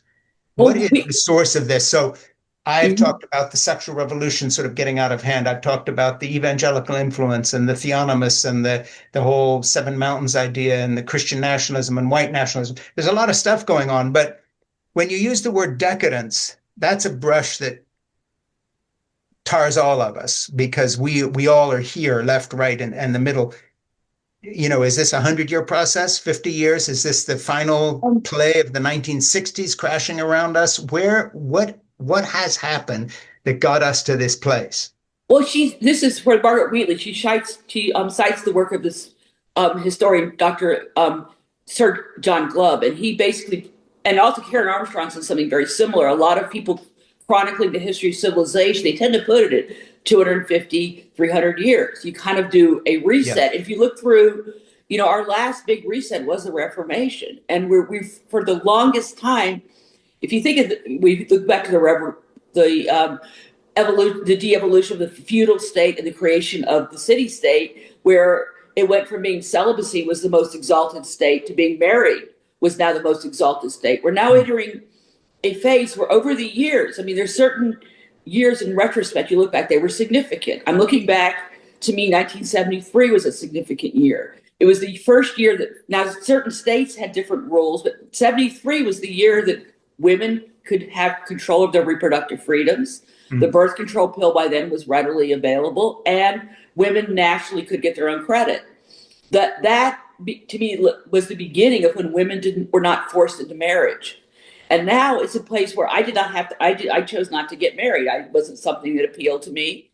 And in some parts of the country, I would be considered a weirdo, but I was able to find a place where it's okay. People are not judging you.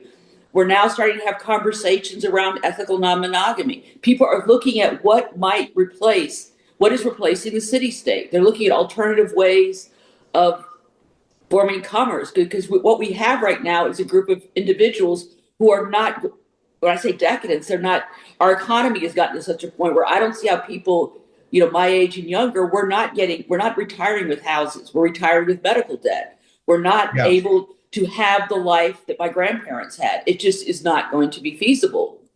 And I think this got started. Christopher Lasch wrote The Epidemic of Narcissism in 1979. Sure. The age of Aquarius de-evolved into what I was noting in the book, the me generation of the 70s. And then they're amusing ourselves to death by Neil Postman, saying sort of an analysis of what then became the internet. And he was just talking about television. It hadn't even started yet, but he saw what was coming. And then you had Marshall McLuhan doing The Medium is the Message. And we had all these as things began to, evolve, there's a positive and a negative side to everything. We became increasingly more, polarized. We began the advent of 24/7 television, and all of a sudden you now have the emergence. To me, I can point the demise of media, at least on television, when they began putting advertising in. Sure. There used to be, you would believe what Walter Cronkite said. You now watch the news and you can just tell, oh, they're not going to be able to talk about this because who is the corporate overlord that is dictating this? The Washington Post is the latest example of what happens when capitalism takes over what should be, unbiased news reporting. So, but to me, there's an evolution of things. For example, one thing I really regret about the door going is next to Playboy, we were about the only outlet that would do long form interviews. So if you really wanted to get to know someone, it was Playboy or the door. A lot of other outlets just stopped doing long form interviews. Well, and the Washington Post, by the way, I just read this yesterday, has canceled their book review section in its entirety. Their, book notes, which, by the way, was a place that always got good reviews of my books. Jane Smiley and other American writers of note used to review my books when they came out, novels like Portofino and my memoir, Crazy Forgotten. One of the places I always got a fair shake was the Washington Post, and that went from a section that was standalone. It came with your Sunday paper. Then it was folded into the society page or whatever they called Living or something. Now it's gone altogether. No more book reviews. So, you sort of see a death of the humanities as represented in the media. And I know that isn't one huge thing, but it's the death of 1,000 cuts. So, to me, the cut happened right after Bezos took over the Post. The first thing he did was cut the On Faith column. And that was when I knew that I'm not going to be a Christian writer anymore, because the On Faith column crashed around the same time the Guardian Belief section, for a different reason, left. But when Bezos got here, the first thing he did was cut that column. And that was one of the few columns where Richard Dawkins, to me, to a lot of people, I mean, you would get big names writing about stuff. And and Richard Dawkins could write something and I would write back and go, no, he's full of garbage. And we would have these interesting, I don't mean garbage in the literal sense, but we would have these debates. Like, I disagree with so-and-so. It was actually a place where you could have healthy religious dialogue. Yeah. And that was gone. And that's when I knew that I wasn't going to be a Christian writer anymore. Let me get back to the decadence question. How would you define it? Because, of course, when you use that word, there'd be lots of ways to look at it. Elon Musk would say, well, it's because no one's having children anymore. So the ultimate decadence is we're not going to reproduce and the human race will die out. Or we're going to kill ourselves here, so we need to go to Mars. Other people track the sexual revolution. Then you have the New York Times the day before yesterday saying, I think quite properly, that, okay, it's nice that weed is legal, but it needs to be regulated, because who saw the level of intoxication going up to the point where, it's causing psychosis, and no one's actually, it's another instance of doing what we can do with no kind of prior thought to where this will go. Online gambling, young people's addiction to that, young men in particular, they're the moralists who would say, let's get back to a Christian ethos. And if they mean it sincerely, they're not talking white nationalism. They're talking about, trying to follow Jesus. First of all, where would you place yourself on that spectrum as someone who comes from a Christian environment and has worked within it from the door forward, even as a satirist? And secondly, how do you define decadence? Because I would define, I'll come clean. I define it a little differently than other people do. And I have my views on sexuality and so forth and so on, relationships and the rest of it. But I would say ultimately decadence manifests itself in an uncaring culture. I mean, I actually care about you. And I care about Ernie, my producer, and I care about my neighbors that I met walking my dog today. And when I meet people, I care about them, and not because necessarily I'm following Jesus, but to me, that the basis of civilization is a certain level of civility that you can count on. And when that goes, you're in deep trouble. So for me, anything that pushes toward relationship, civility, connection is good. Anything that tears us apart and pushes against that, whether it's kids staring at the phone instead of making eye contact, all the way through to people who don't place an emphasis on personal relationships, is bad. So my view of decadence is sort of the relationship-based view, and I'm wondering how you come at it and what you think we've lost that makes us decadent, or where have we gone? So Lash has written on that. Other people have as well. Where do you come down on this? Well, I think I just want to quote Margaret Wheatley, who I write in the book, because I think she offers a very good definition of how we define an age of decadence. And yeah, and if you read this, it sounds almost like this could be Trump or it could be Caligula. So she says frivolity, asceticism, hedonism, cynicism, pessimism, narcissism, consumerism, materialism, nihilism, fatalism, fanaticism, and other negative behaviors and attitudes suffuse the population. Politics is increasingly corrupt, life increasingly unjust. A cabal of insiders accrues wealth and power at the expense of the citizenry, fostering a fatal opposition of interest between have and have-nots. The majority lives for bread and circuses, worships celebrities instead of divinities, throws off social and moral restraints, especially on sexuality, shirks duties, but insists on entitlements. Yeah, and that's it. I mean, I would write amen at the bottom and sign my name. And of course, Gaslighting for God, that's a quote from your book, which we're making a book club offering in March. But is that your own definition as well? In other words, would you say that speaks for you? I think what it speaks to me, because I think back to when, I mean, it's been, I always tell people that there's always like some pluses and some minuses and some backlash, but I think the fact that we live in a culture where people are not, I mean, there was a period of time where when I interviewed Steve Allen, I do believe towards the end of his life, he did become a little bit more of a moralist, but he was saying that we have the most goofalo group of celebrities. Look at who we worship. And I interviewed him back in the late 90s, shortly before he passed away. Yeah. And I think I was looking at some of his comments, because some comics were kind of labeling him as being, this old fart who was kind of coming down as a moralist. But what he was predicting accurately was what was to come. He could see that there was this sense in which, and I believe thoroughly as a satirist, there's absolutely no topic you cannot satirize. Yeah. Mel Brooks can do anti-Semitism brilliantly. Rocky Horror Picture Show did incest. Richard Pryor did racism. However, you need that level of genius to pull it off. And I think most people do not have the ability to pull that off. So they're discussing social commentary. They said they're insulting classes of people. But I have another comment to make, and I want to get your view of this as a humorist yourself, because you've been brilliant at it. Again, this is a real question. It's not a rhetorical, I don't have an answer that I'm hoping you'll tell me. I really mean this as a question. I'm curious what you think about this.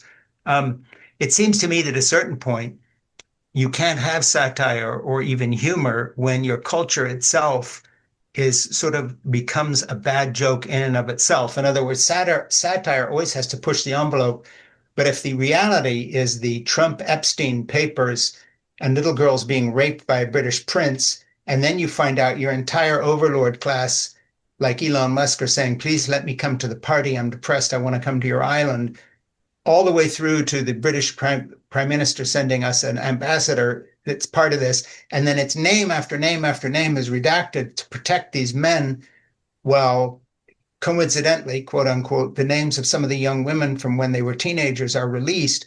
You're at a place where satire loses its power because there has to be a baseline of conservatism to satirize. In other words, you can satirize the Roman Catholic Church because it's the Roman Catholic Church. But what happens when the Roman Catholic Church is drag story hour, pretending to be Catholic? In other words, it's not even the thing anymore. And I'm just saying our overlord class is itself a Saturday Night Live open.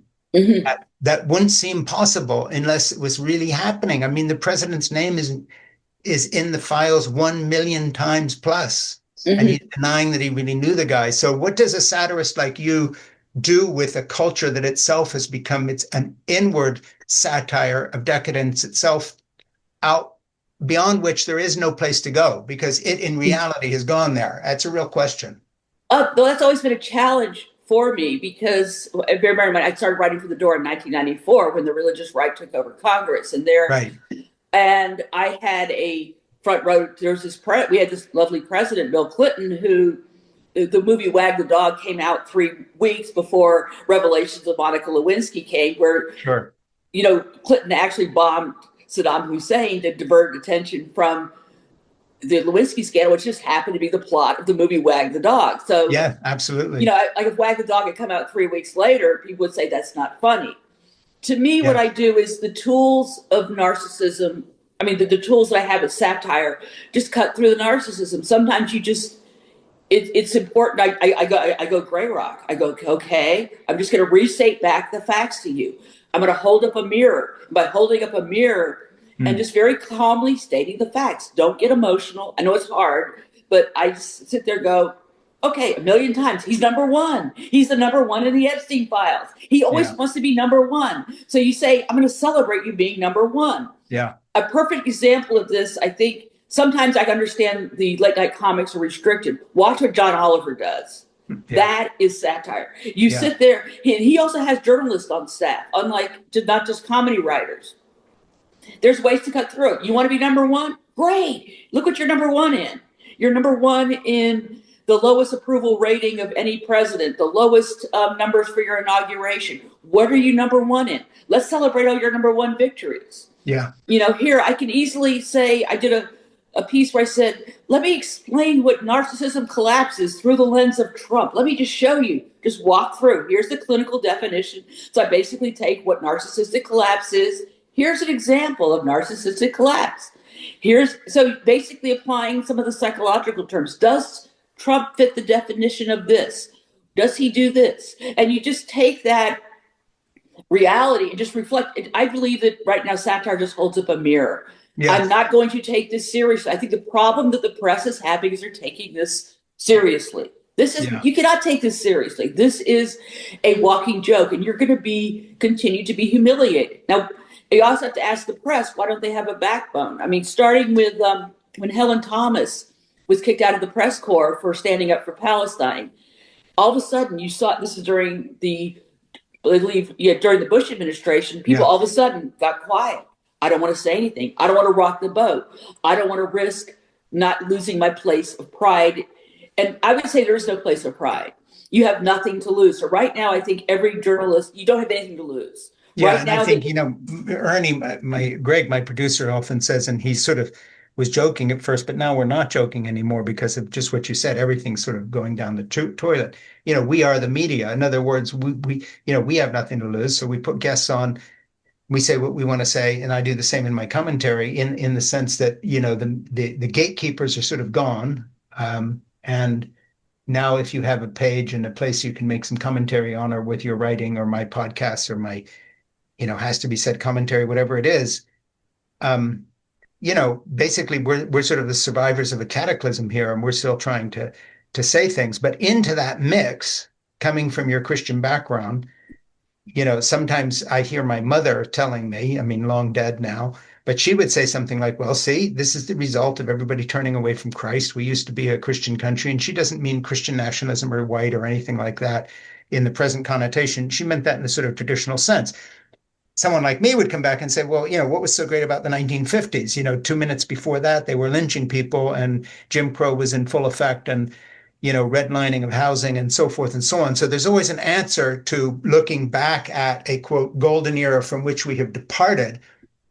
But I do think we're in a particularly decadent moment. And I think it has to do with the fact that Trump and his minions are now bringing us to a place where we've truly repaganized ourselves, in the sense that, if you read Dominion by Tom Holland, he talks about how modern Western civilization came out of the Roman era, influenced by Christianity. And even the people who consider themselves secular humanists have borrowed that basic ethic when it comes to Christian ethics or whatever it may be. Mm-hmm. And now, in a way, Trump has gone against that and said, we're now going to go the next step. And that is, we're not even going to pretend that our country has an association with Christian ethics that promote ideas such as that the least of these will triumph, that God favors the poor over the rich. Tom Holland has written this book, Dominion, and in a way, Trump has answered it. Not that he would read a book, but basically Trump's message is, it doesn't matter what our Christian inheritance was in the true sense of being more Christ-like. We're now past this, and it's all about power, revenge, corruption on a level that nobody can imagine, $4.5 billion of profit in 1 year of his presidency. So what's the answer to that? It was my mom, right? Do we all need to just go back to Well, church and do our uh, thing? Or, what's, and I'm being a little bit facetious, but I literally don't know how we push back. one of the things I'm going to go back is this has been a battle that we've been going on ever since my ancestor Roger Williams got kicked out of Massachusetts.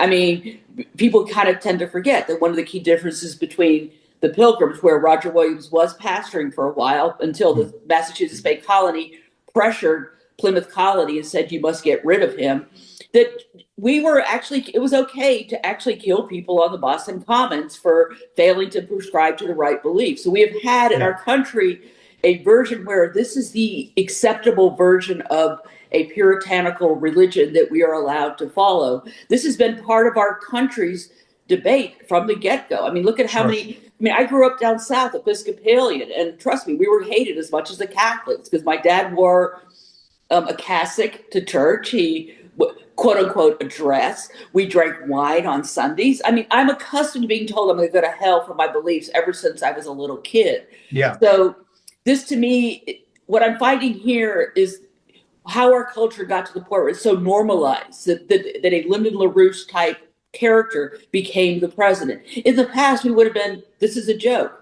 Yeah. But, so I go back, but then again, I have to go back to the Democrats.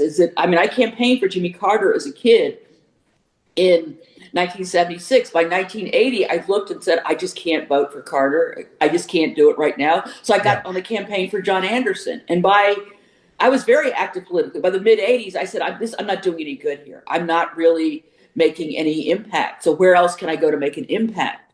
And I looked to the church. And I believe that at one point the church was doing some very radical, interesting things. I was looking at the alternative worship movement scene in the United States. But yet the U.S. has had this obsession with celebrity culture. Progressive churches, you try to say to them, here's some interesting things happening in the U.K. with the fresh expressions of church. The Episcopal Church said instead, no, I think I want to go hear the latest celebrities speak. There wasn't an interest in really doing some of the grassroots, ordinary, boring connection. There was always this evangelical, it's very uniquely American, search for the latest big thing that will save the church. There's been so many revivals. And then, as we mentioned in the last podcast, I think Minneapolis is one of the few instances where I've seen the religious church in action that was not connected to a moneyed movement of some sort. Mm-hmm. Usually a book deal, but it also might be a documentary filmmaker following them around or something of that nature. Yeah. And I think people finally are now hitting a point where I want to go where I can just be. Do me a favor and hold your book up and read the title and subtitle, because I did mine on Kindle and I still don't have a hard copy. Yeah. Gaslighting for God. A satirical guide to save yourself from spiritual narcissists. Yeah. And we talked about it in detail and I read notes from it and everything else. So Becky knows I read the book and I loved it. And we're making it part of our book club. Let me change the conversation a minute and talk to you again on this optimism note. Okay, so we've talked about decadence a little bit and the level of corruption that's so mind-boggling you can't even add the numbers anymore. And these characters around the edges like Elon Musk and so forth, with all these women he keeps impregnating and dumping and suing if they don't do what he says. It just on and on and on. And the Trump-Musk sort of alliance and then the Trump-Epstein alliance and so on. All right, turn the page. How do you see it shaking out in terms of hope for the future? Where do we go from here, not looking toward the past, but the future? Do enough people get sick of this so that in the next set of elections, as long as they're not totally stolen and corrupted by Donald Trump and his minions, which is a real possibility, is that where the change happens? Or is it a change of spirit? Is it sort of a revivalism sweeps America and people repent and say, we're never going to do that again? Or does the chaos itself just sort of engulf all of us? I don't see what the different paths are. How do you see it? And what do you actually think will happen? I am starting to see signs of people wanting to cross the divide. You see, Katie Couric has her Builders program. Brene Brown talks about this topic. I'm seeing on the grassroots level that Braver Angels is setting up local chapters across the country. You're finding people, and also I'm finding people that are willing to talk on areas of common ground. This is very hard work. It's going to take a while to repair this, but I think enough people are starting to have senses of awareness. And unfortunately, it's not until it impacts them. You notice the Trump people, the farmers were not opposed to this until they realized the tariffs are going to completely screw over my whole soybean crop. I cannot export anything. I am going to lose the family farm now. And unfortunately, we live in a culture where unfortunately some people, just because of their own needs or whatever, could not see the needs of someone else, but enough people are starting to become impacted. I think that when the big, beautiful bill comes out and people realize my insurance costs just went up, they skyrocketed. What am I going to do? I'm not able to retire. I'm not able to hold on to my house. Enough people come to that state of, the haves and have-nots. This divide is no longer working. Mm-hmm. It is unsustainable. And you're seeing people finding new ways of being, new ways of connecting. I was mentioning, here in the Pacific Northwest, the church has no influence, but there's a very strong spiritual culture. And I think once you remove the institution out of the way, what can actually start to happen? And it might happen in individual faith communities. I just don't think it's going to be able to happen at the parachurch or at the church level. And on one level, I could look at Turning Point USA and say, oh my God, look at how popular they are. Look at how that huge impact. But then I also look at how many women are choosing not to get married. So I don't know where all these traditional men who are kind of coming up and saying, I want a trad wife, I don't know where they're going to find them. Yeah. Because you're starting to find enough people saying, I'm not going to go away from that. Looking at all the people that are breaking away from their churches, even if it means I can't be with my family, they're choosing their own health, their own sanity, their own spirituality over the fact that I must do this. And that to me is giving me hope, just seeing the rise of survivors speaking out. The fact that Tia Leavings wrote a book, about her experiences in the purity culture that became a New York Times bestseller. Yeah. That's phenomenal. I mean, she was not part of the Christian industrial complex. She was not a Nadia Bolz-Weber, Rachel Held Evans, Beth Moore. I could name a ton of women who the Christian industrial complex promotes as the woman you should be listening to. Yeah. But she is a voice.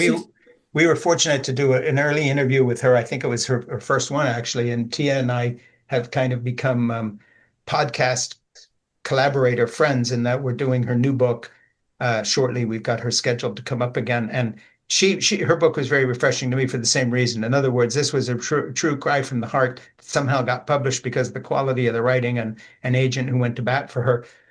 But of course, that's, to me, same as you, a hopeful sign, even if I somewhat disagree with some of the directions, not that Tia's talking about or you're talking about, but I actually want people to make personal connections in their life a priority again, rather than saying, well, I'm defined by what I'm not doing.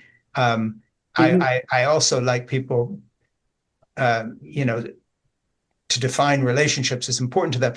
Speaking of our friend here, Tia, let's talk about something that my producer, Ernie Gregg, wants to talk about, which is DARVO, DARVO. Mm-hmm. Explain that to me. And I told Ernie, we're going to talk about it, but I'm going to assume that Becky knows a lot more about this than I do. So what is that all about? It's a psychological term. It's still in the like narcissistic collapse is still being researched and clinically diagnosed. But people are starting to recognize this is a pattern. When someone responds this way to you, you're dealing with someone who's an abuser. The first attempt of D is to deny it. I didn't know it. I didn't know that person was a guilty. I'm going to use Noam Chomsky as an example. I think he just came out with his wife just came out with a statement about this. Who did? Noam Chomsky's wife. Oh, Noam Chomsky, yeah, the far leftist leader, 89-year-old who hung out with Epstein and basically it so coincidentally makes it all look like a Zionist plot now because he's Jewish and all the rest of it and so forth. So it just never ends. Speaking of satire, this goes on forever. So talk about Noam Chomsky. Okay, so what it was is the first stage is, first off, I want to know, from what I understand, it appeared their relationship was primarily financial. Chomsky appeared to be one of the people who gave Epstein the chops by having, these connections, these think tanks, these different connections. Look at all the different people I can connect you with. He seemed to be more along that line of giving him credibility within the New York and larger global literary, cultural the whole think tank, Yeah. Aspen Institute, Davos, that whole echelon, connecting with someone like Chomsky is very beneficial. The first stage was deny. I didn't know. Now, what I interpret that is you did not do your research, because anybody who knew Epstein after 2008 should have had their staff do just a little bit of due diligence. You would discover he was convicted. It was not that hard to find out. Julie K. Brown had been doing the work for the Miami Herald. It wasn't huge news because it was just, a sex trafficker caught with. And I want to interject a thing here that I just read in The Atlantic, which I like a lot of their pieces, but a very interesting piece saying that, amongst other things, Epstein was constantly pursuing the idea of the genetic inferiority of Black people and Africans. And one of the people he exchanged emails with about this, which can't be denied because it's in writing, was Noam Chomsky. Mm-hmm. They were recommending books to each other on the genetic inferiority of Black people. Now, how's that fit in with Chomsky's whole persona as a left-wing intellectual? It doesn't, but to put it mildly. But the reason I was saying that the deny part was, we did not know the extent of his crimes. BS.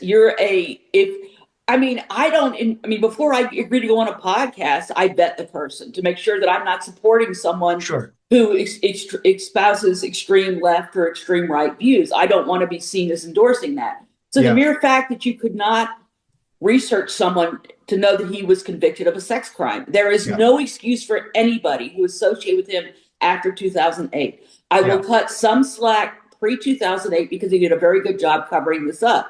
So you might have only met him at the mansion at a party pre-2008 and you didn't know stuff. You knew after 2008 he was a convicted offender. So the first part of DARVO is denied. The second part is attack, where you basically try to destroy the credibility of those making the accusations. You see this in Noam Chomsky's case, that both Valeria, his wife, and Noam Chomsky are linguists. They use the term women to describe these words. They have to know that these were not women. We also, by the way, do not call teenage boys men. We do not call them underage men. We call them boys. Yeah. But yet, these women, many of whom we're now starting to learn, many of them were beyond the age of consent in any state, even though some states do allow child marriage. These women were they were children. So attacking is by calling them women, you're immediately implying they had agency. Yeah, you're saying Noam Chomsky's wife is defending him by calling the young girls who were raped, because if you're below that age, it is rape, and they're calling them women as a linguistic method that they're using to try to pad out the defense. Yeah. And then the other one is reverse victim and offender, where instead of saying you position yourself, and I think this is happening, and gets very complicated when someone becomes too old, too incapacitated, or they die to try to get forgiveness. But they're immediately saying, Noam didn't mean this. He's now so addled, he just can't help himself. He's truly sorry. He's truly this. You're basically not taking any responsibility for anything that you've done, but you're now basically, by doing the DARVO thing, you're now positioning yourself as the victim. I was wrong for thinking this. Yeah. I was so sinful. This is the whole Jimmy Swaggart kind of defense, which is immediately, there's no acknowledgement anywhere in the Noam Chomsky thing that the association of an internationally known figure led credibility, which made it all the more easier to, let's say a father wants to send his daughter to a college, he's low income, and here's Epstein saying, I can get you all these things. A father might give his daughter to Epstein, thinking he's going to get my daughter a really good college education. He had no clue he was setting her up to be raped. Yeah. And I'm not saying that there were not, dysfunctional families, but I'm using that as an example, is that by saying, surely Noam Chomsky can't be that bad. Look at who he's affiliated with. Yeah. I find it even more interesting. I'm still looking at this. The Templeton Foundation, there was a gentleman with the Templeton Foundation who was listed in the files 151 times. Yeah.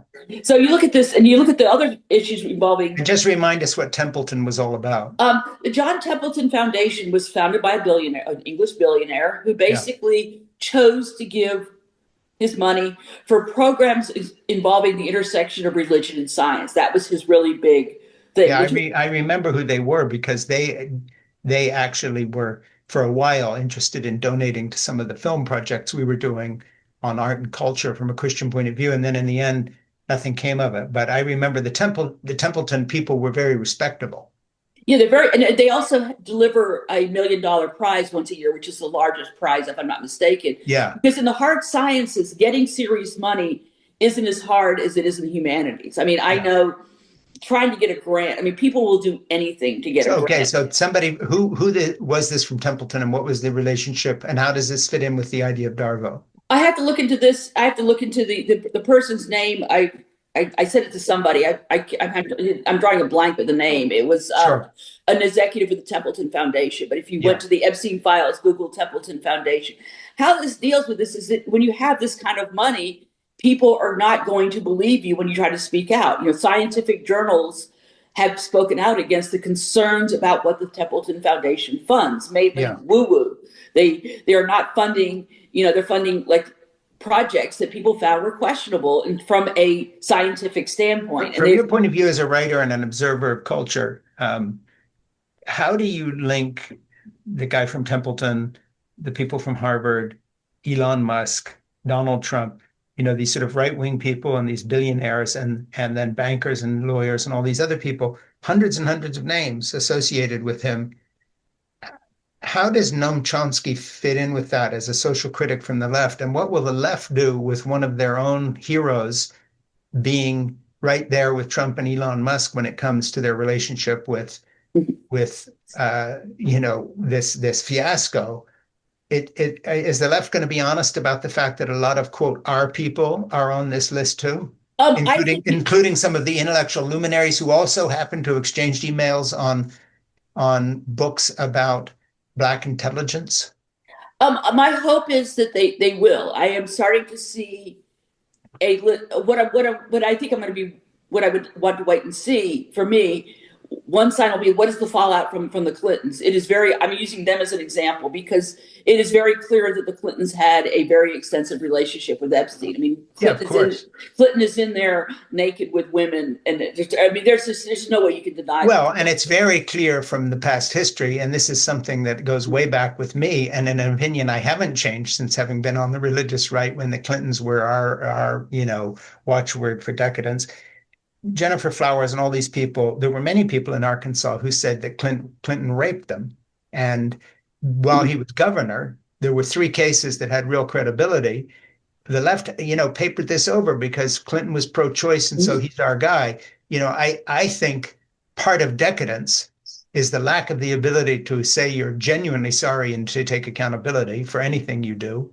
And then secondly, to always defend our own. And that's where the stupidity of the left is equal to the stupidity of the right, not the evil of the MAGA right in creating this horrible fascistic personality cult. That's a different subject. But when it comes to playing politics with fast and loose with the subject of decadence, the left has a great deal to answer for because we have our own mythologies and we hang on to them. And I've never seen a clean accounting from the Clintons. No. And I've never seen anybody honestly deal with the fact that Hillary enabled everything that he was doing. And speaking of people who knew full well what was going on, she's known every single instance of his infidelities and everything else, this stuff she's known about. And I know the people who know Clinton well, and I've always said that. This was we're talking about polyamory and all these things now, but this was kind of an arrangement with them. Oh, well, this is what he does, including hitting up on young women.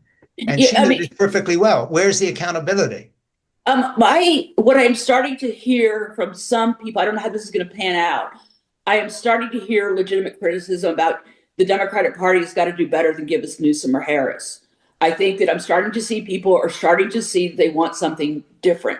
I don't know if by 2028 the Democratic Party is going to be in a position to give them something different. Well, describe something different for a start. What theoretically, who is not going to be a Hillary enabling bill and saying, oh, well, pay no attention to that, or the stupidity that we've had in not talking, you're talking about talking to people who can change their minds in an honest and respectful way.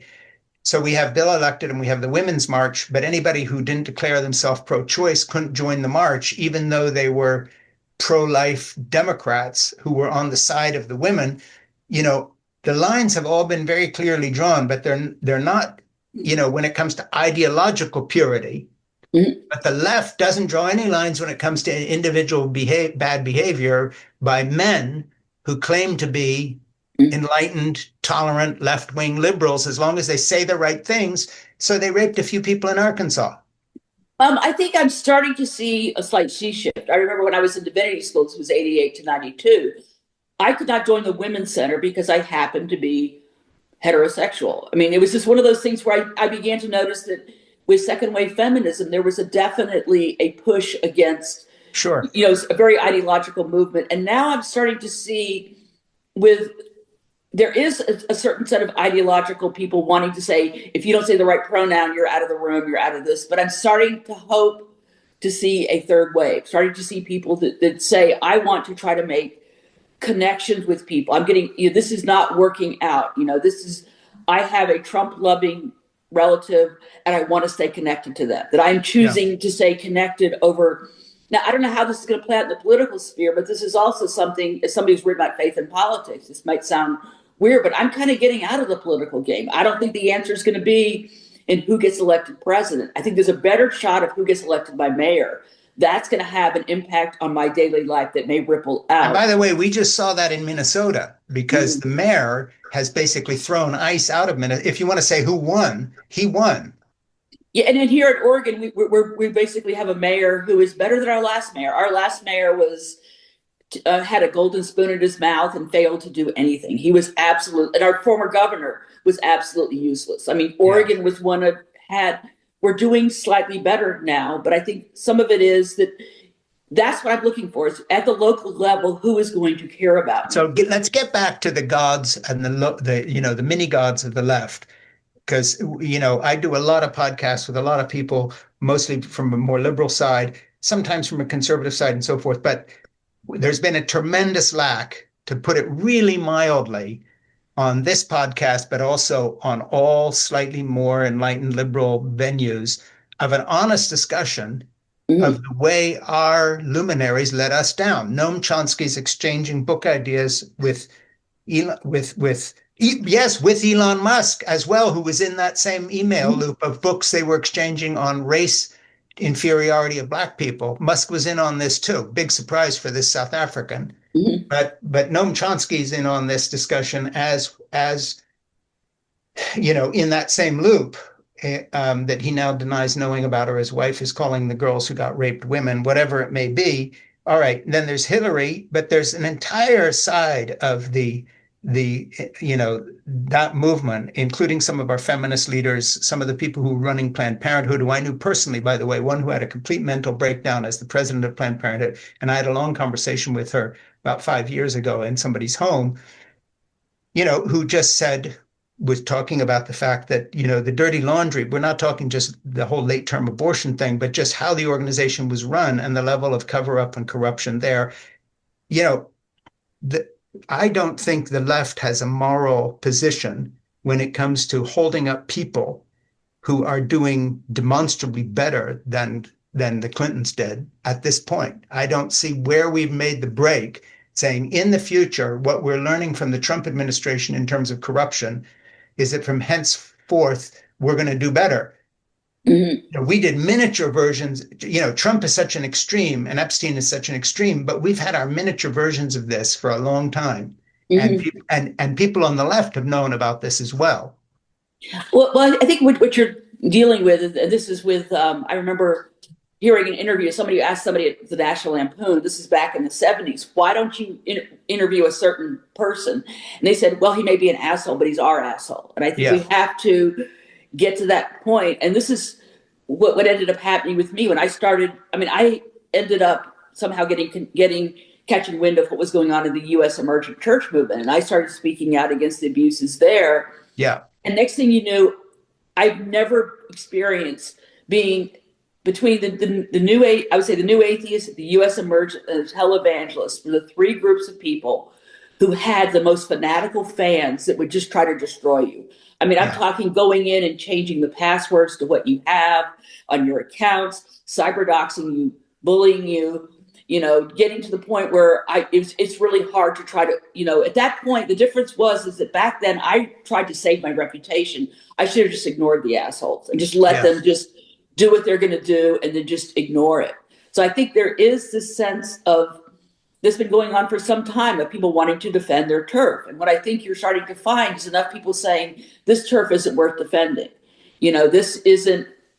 We've had movements, and anytime an organic movement happens, like look at, Black Lives Matters, when it started at. Right now, it just, like they say, it became a branded thing. All of a sudden, Nike's like, we must brand the Black Lives Matter merchandise. We must brand this. So far, Minneapolis has been keeping it real, and I'm hoping that they continue in that vein. There's a side that always looks out and says, let's see who gets the book deals. Let's see who emerges as the leader from this, and how do they respond? I mean, we desperately need the Martin Luther Kings, the Bishop Tutus in this world, and right now we don't have one. But I do feel that something, if we're open to something, to see what is emerging, and I'm just looking to see who is actually doing work on the ground, and that gives me some hope. But I don't think it should be just, as you pointed out, it's too often it's like, progressives are talking to each other, and conservatives are talking to each other, and there's difference, I think, between. I really want to start distinguishing between a Trump supporter and a MAGA supporter, because I do believe. I love that, by the way, and let's talk about that here in as much depth as you can give it, because I think we've got a few things that you said that are unique to this conversation that I haven't heard before on any of my podcasts, which is why I had you back in such short order, having started this book. I said this is a much longer conversation, and we'll probably have to do a third one if you'll book with us. But let's go there. Let's talk about the difference between MAGA and the MAGA supporters, and how you see that difference, and give us some anecdotal stuff about that, because I see something similar there too on a very local level. And that is some of the people I know in my neighborhood that had big Trump signs out in their yard now are talking a bit differently than they were a few years ago. And I'm not pressing them because they're my neighbors and you do this a step at a time. But I intuitively feel what you're saying.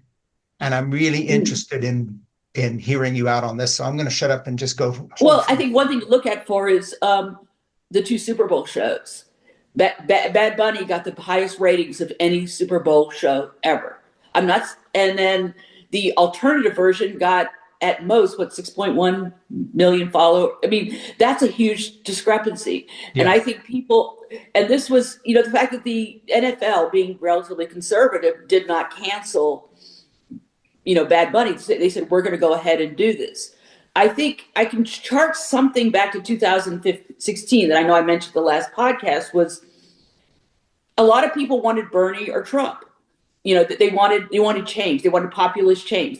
So 2016, they were voting for a populist candidate. Right. And they felt that the DNC, which she did, Donna Brazile gave Hillary the questions for the debate. There was a lot of manipulation. You would probably have a connection where you would know much more about that, but it was very clear to anybody with a brainstem that the DNC was manipulating the election. Sure. We did not get to hear whatever Andrew Yang, Elizabeth Warren, Amy Klobuchar, Pete Buttigieg.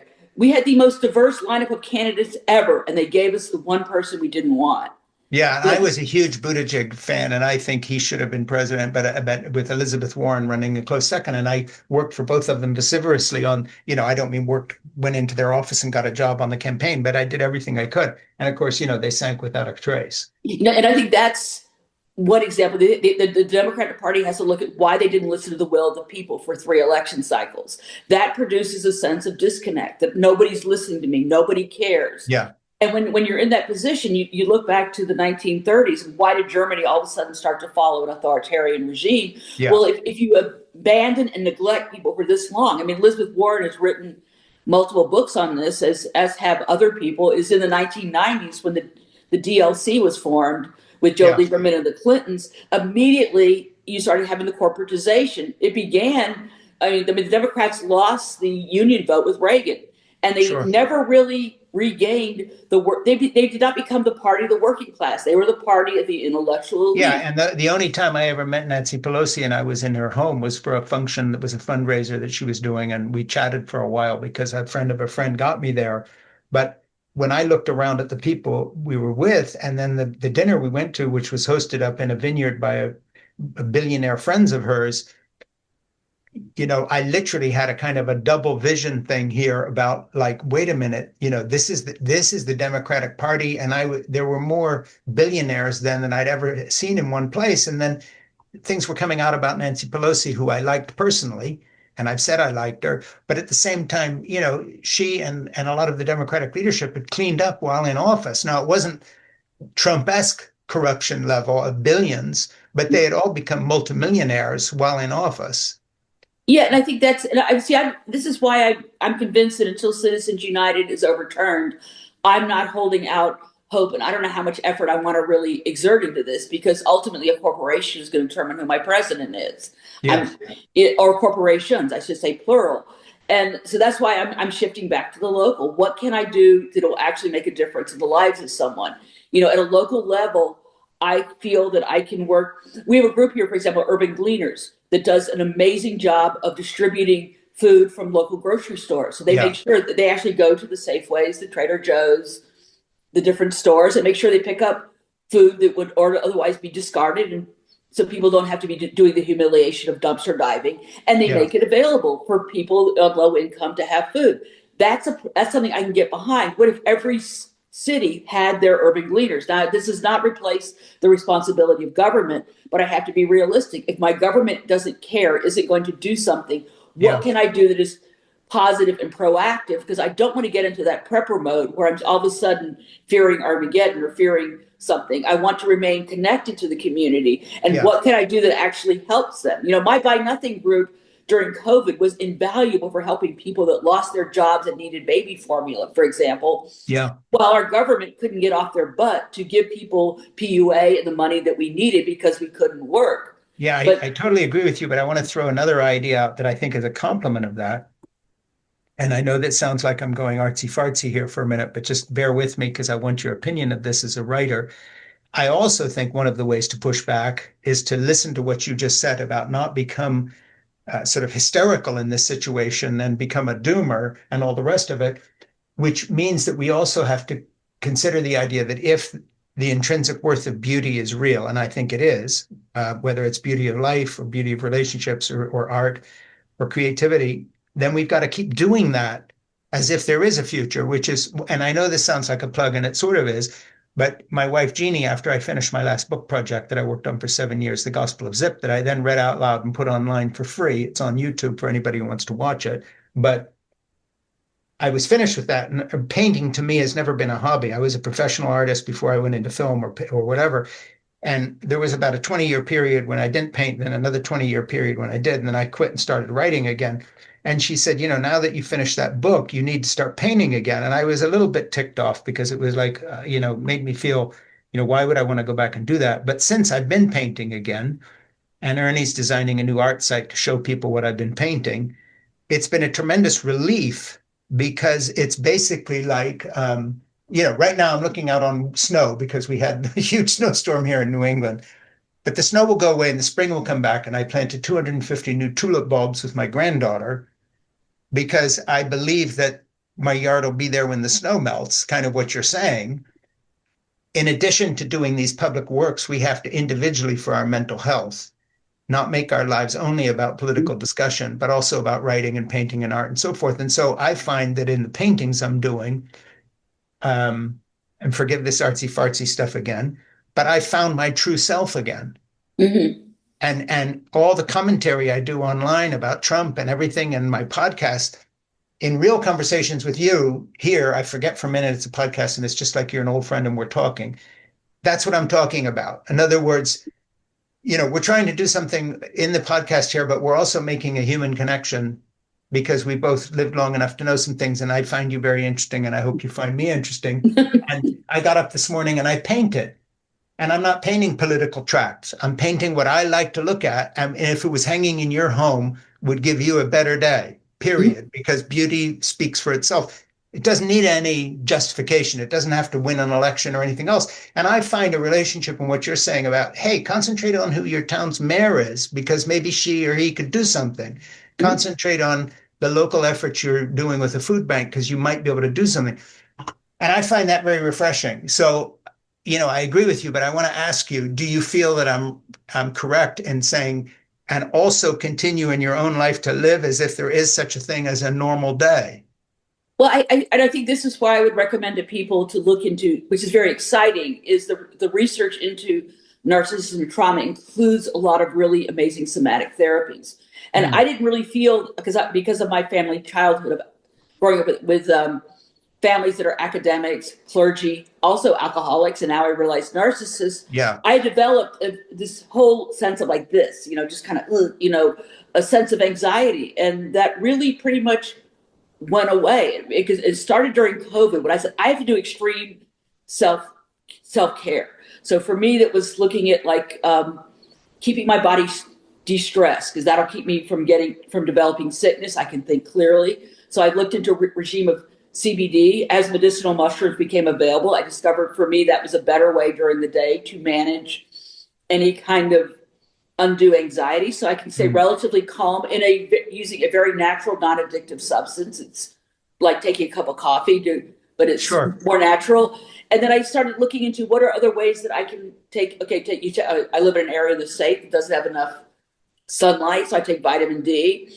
And I make sure that I tell my personal trainer at this point, it's your job not to keep me skinny and hot, but to keep me healthy. And and I think by focusing on that, and also I got the treatment. For me, it was EMDR. It's not going to be for everybody, but by getting a somatic treatment, if I get really tense, I'll just take a step back. Okay, let's breathe. Let's meditate. And EMDR was a technique along with the mushroom that's trying to realize it can help you tap into parts of your brain that have locked away those traumatic memories. And it's a way of unlocking it and dealing with it in a confrontational manner, was such that I don't get triggered. Someone will say something to me, I can depersonalize it. I'm not saying I don't get mad. I'm not saying I don't get upset. I mean, I get into a group of, I was at a, wine conference, and I ran into a couple of, wine people. And most of the wine people here are absolutely amazing. There's a certain subset, especially in the Willamette Valley, that are very, very Napa oriented, let's just say. Kind of like the billionaires that you mentioned. They're really just out of touch and not very nice to be around, frankly, because they view me as the help. I'm a writer who can write for them. They don't view me as somebody who has an individual autonomy and thoughts and whatnot. So there are times that can get annoying. And I remember it's been a few days after that going, I just don't feel good. And it just hit me, okay, I'm dealing with narcissists. I'm dealing with narcissistic energy. And then I went out last night to go hear some really good music. A friend of mine, Mama Sam, did a release of her psychedelic trippy album. And I just said, okay, I'm back. I now know what I need to do, that you're always going to encounter those energies. You're going to have that happen. And one thing I want to tell people again, which I said in our last podcast, is that one of the reasons I like Gaslighting for God is that the subtext of the book is the best thing I've ever read, because I'm not a neuropsychologist, so I haven't studied it. But I think you've written the best book on narcissism that I've ever read that really describes it. So for anybody who wants to buy Gaslighting for God for the stated subject, great, do it. But within that book, if you've ever known a narcissist, or if you want to understand Donald Trump, put it this way, or Elon Musk, or any of these people, these little mini pagan gods we've got in office running our country now. But it's not just the pagan gods. It's like, for example, if I had not done the research on the narcissism, encountering a few of these wine snobs would have just set me off. I mean, it used to be, when I would go do travel writing because I would always do like travel writing, wine writing, beer, spirits, those kind of writing, to insider as well, to kind of fund my fun, as I said. It was also, the more and more I got into it, I began to see there was two sides of this. First was the beauty of the sustainability, community, and spirituality, which I said are the three values I'm now using to do my work. But then I was also, pre-COVID, just, chasing travel stories just to make money. And I realized in doing the former, the people that really focus on trends, the latest thing to be, the latest thing to drink, whether it's spirituality or alcohol, that I would be in that situation. I would find myself getting triggered like this, like, oh my God, I don't feel right. And all of a sudden I would start to I totally Okay. hear you. You know, This and is I why didn't Jeannie feel and I right. probably, the last party we went to was maybe 10 years ago because I'm not saying that's the last human gathering we went to, but the same thing, why I don't do much writer group stuff either because, for the same reason. But I want to talk about my painting for a minute in the context of your self-care.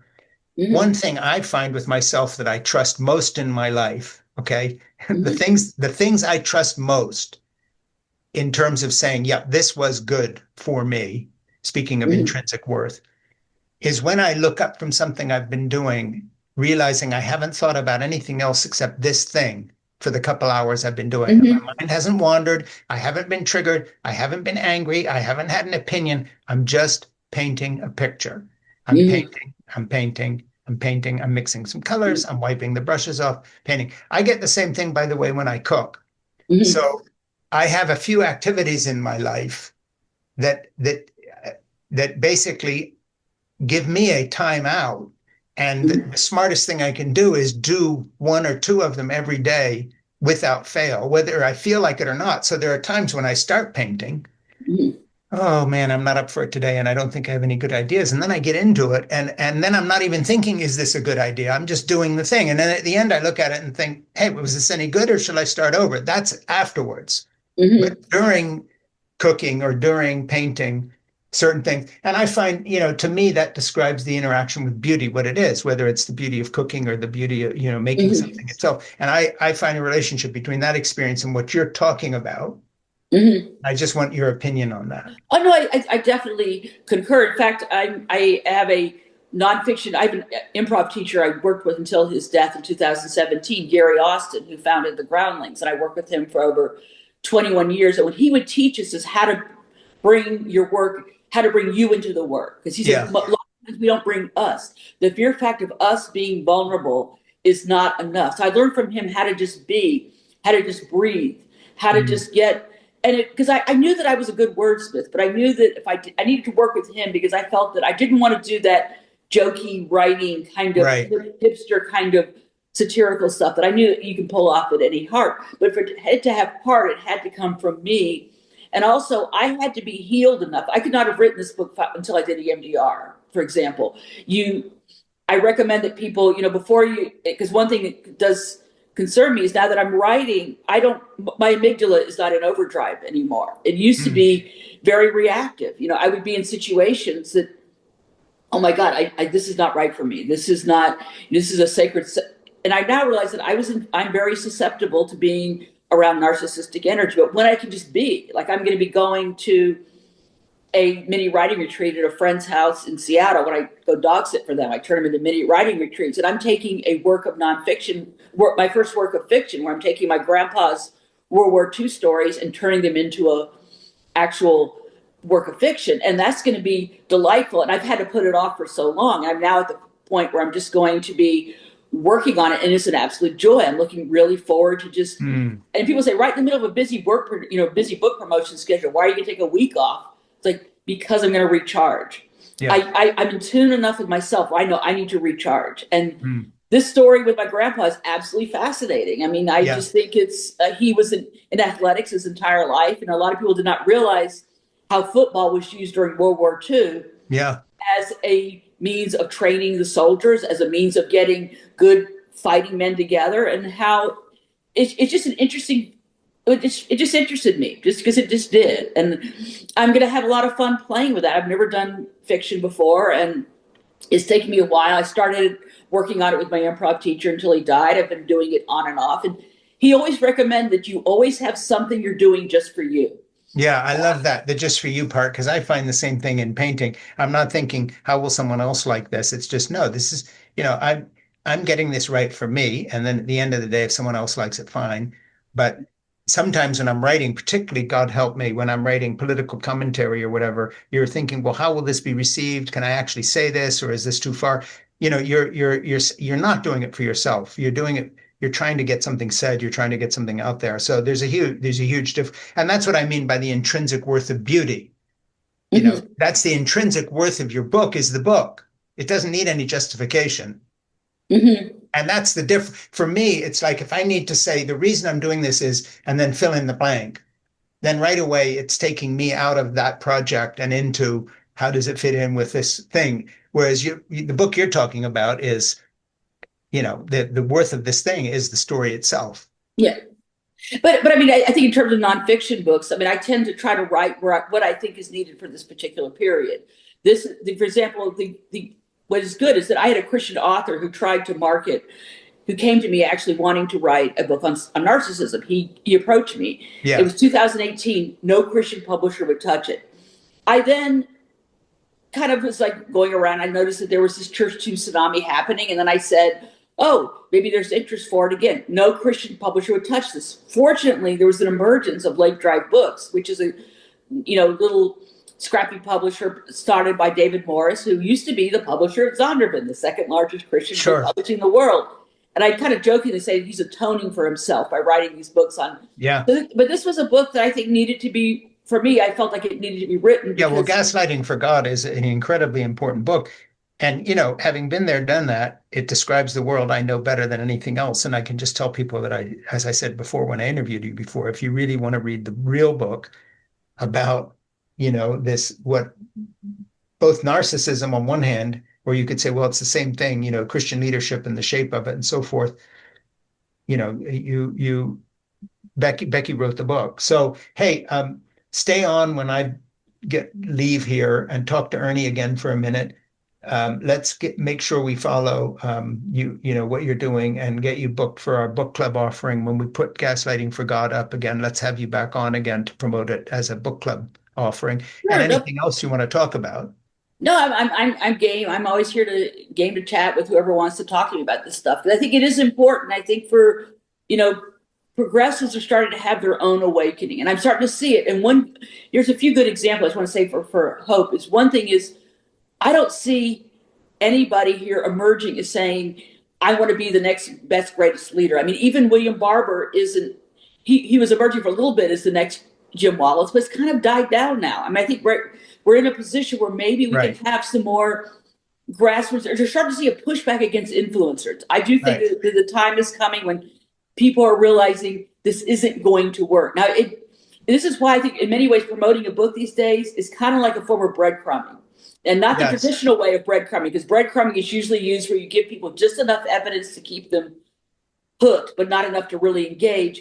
I'm defining breadcrumbing as you lead very slowly, bit by bit. I did a book signing for Distilled in Washington. Only 2 people came. I sold 2 books. You have to redefine your success. I view that as 100% success. Yeah. Every person who came to see me bought a book. Bought a book. You did it. So it's important to kind of look and say, when I go to an event, I may only pass out 10 postcards, but in those 10 postcards included a high school teacher who wants to teach trauma to her kids. Okay, that is the win. So the moment you can redefine success is I made a connection that's going to benefit other people, and slowly, drip by drip. I mean, if you're lucky like Tia Leavings, and she's fortunate to have an agent and a publisher was promoting one of the best books I've read on trauma, that's fantastic. For the rest of us, the way we get it out, if we don't have the huge social media following, we don't have the cult of celebrity, we just slowly, bit by bit, introduce the book, and it'll find its audience slowly by slowly. It's not going to be the bam slam instant New York Times bestseller, because that's not how books are marketed.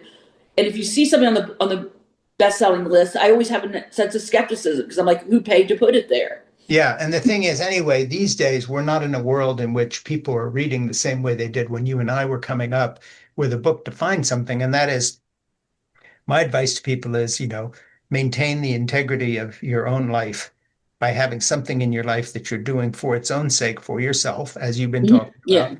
And I'm not telling everybody to go paint. For me, it's painting.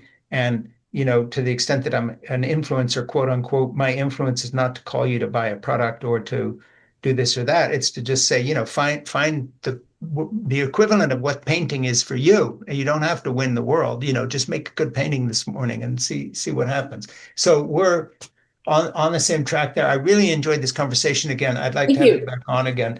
Talk with Ernie some more so we can keep you in the loop. And we went somewhere that I haven't heard anybody honestly talk about in any venue for a long time, which is to say, let's do some of the taking the beam out of our own eye on the progressive side. when it comes to Noam Chomsky and his wife pretending they never knew this guy, Mhm. and at the same time, save a good chunk of the 2x4 to, keep hitting MAGA upside the head, hoping some of the people who are in the movement will shake out and find some sanity or salvation outside of it. So I love that idea of yours that you've got to decide who the difference between the cult following of Trump and then a lot of people who voted for him, and hopefully there's going to be a shift there. There already is a shift, and unfortunately, it happened over white people. I mean, I started seeing a shift with his comments about Rob Reiner. Just upset a lot of people who, Sure, despite Rob Reiner's political views, his films were beloved by all people. I say Rob Reiner's the disgusting remark about Rob Reiner being killed by his son because he says, after all, he wasn't for me. So, he sort of had it coming. And that was the A beginning. white woman being shot in the face, a white guy being shot in the back 10 times. And then you have the Charlie Kirk thing where he's at the memorial service and Charlie Kirk's widow says, I'm a Christian, and so I forgive the assassin. And he stands up and says, I'm sorry, I disagree with you. I hate my enemies. And there are a lot of people who saw that as a turning point. And so gradually he has identified himself as truly antichrist. I don't mean the antichrist, but I mean anti-Christ, against Christ. Yeah, and I also think that the Epstein files are going to be the Waterloo. I hope so, because if they can bring down the British government, at least they could get this guy, and all his buddies out of office. And I tell people, take the victories when you can. Because in this case, like, for example, with Mark Driscoll is still functioning as a pastor. But the best you did is you exposed him. Anybody who goes to see him now has to say, why are you listening to the works of a Mark Driscoll? Right. Why are you listening to this?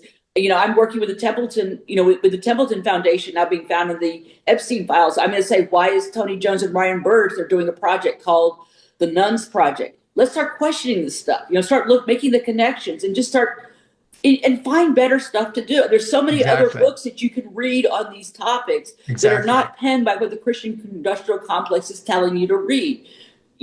Seek them out. They're there. It's just a little bit of searching. And I love your phrase, the Christian industrial complex. Boy, does it exist. And of course I've written about that myself and have left it. And I think that kind of skepticism that I began to have 40 years ago about that industrial complex that I got out of needs to be applied now by Democrats to the left of our party and to even the moderates of our party. But, and this is not going to be popular, but character does matter when it comes to people and who we back.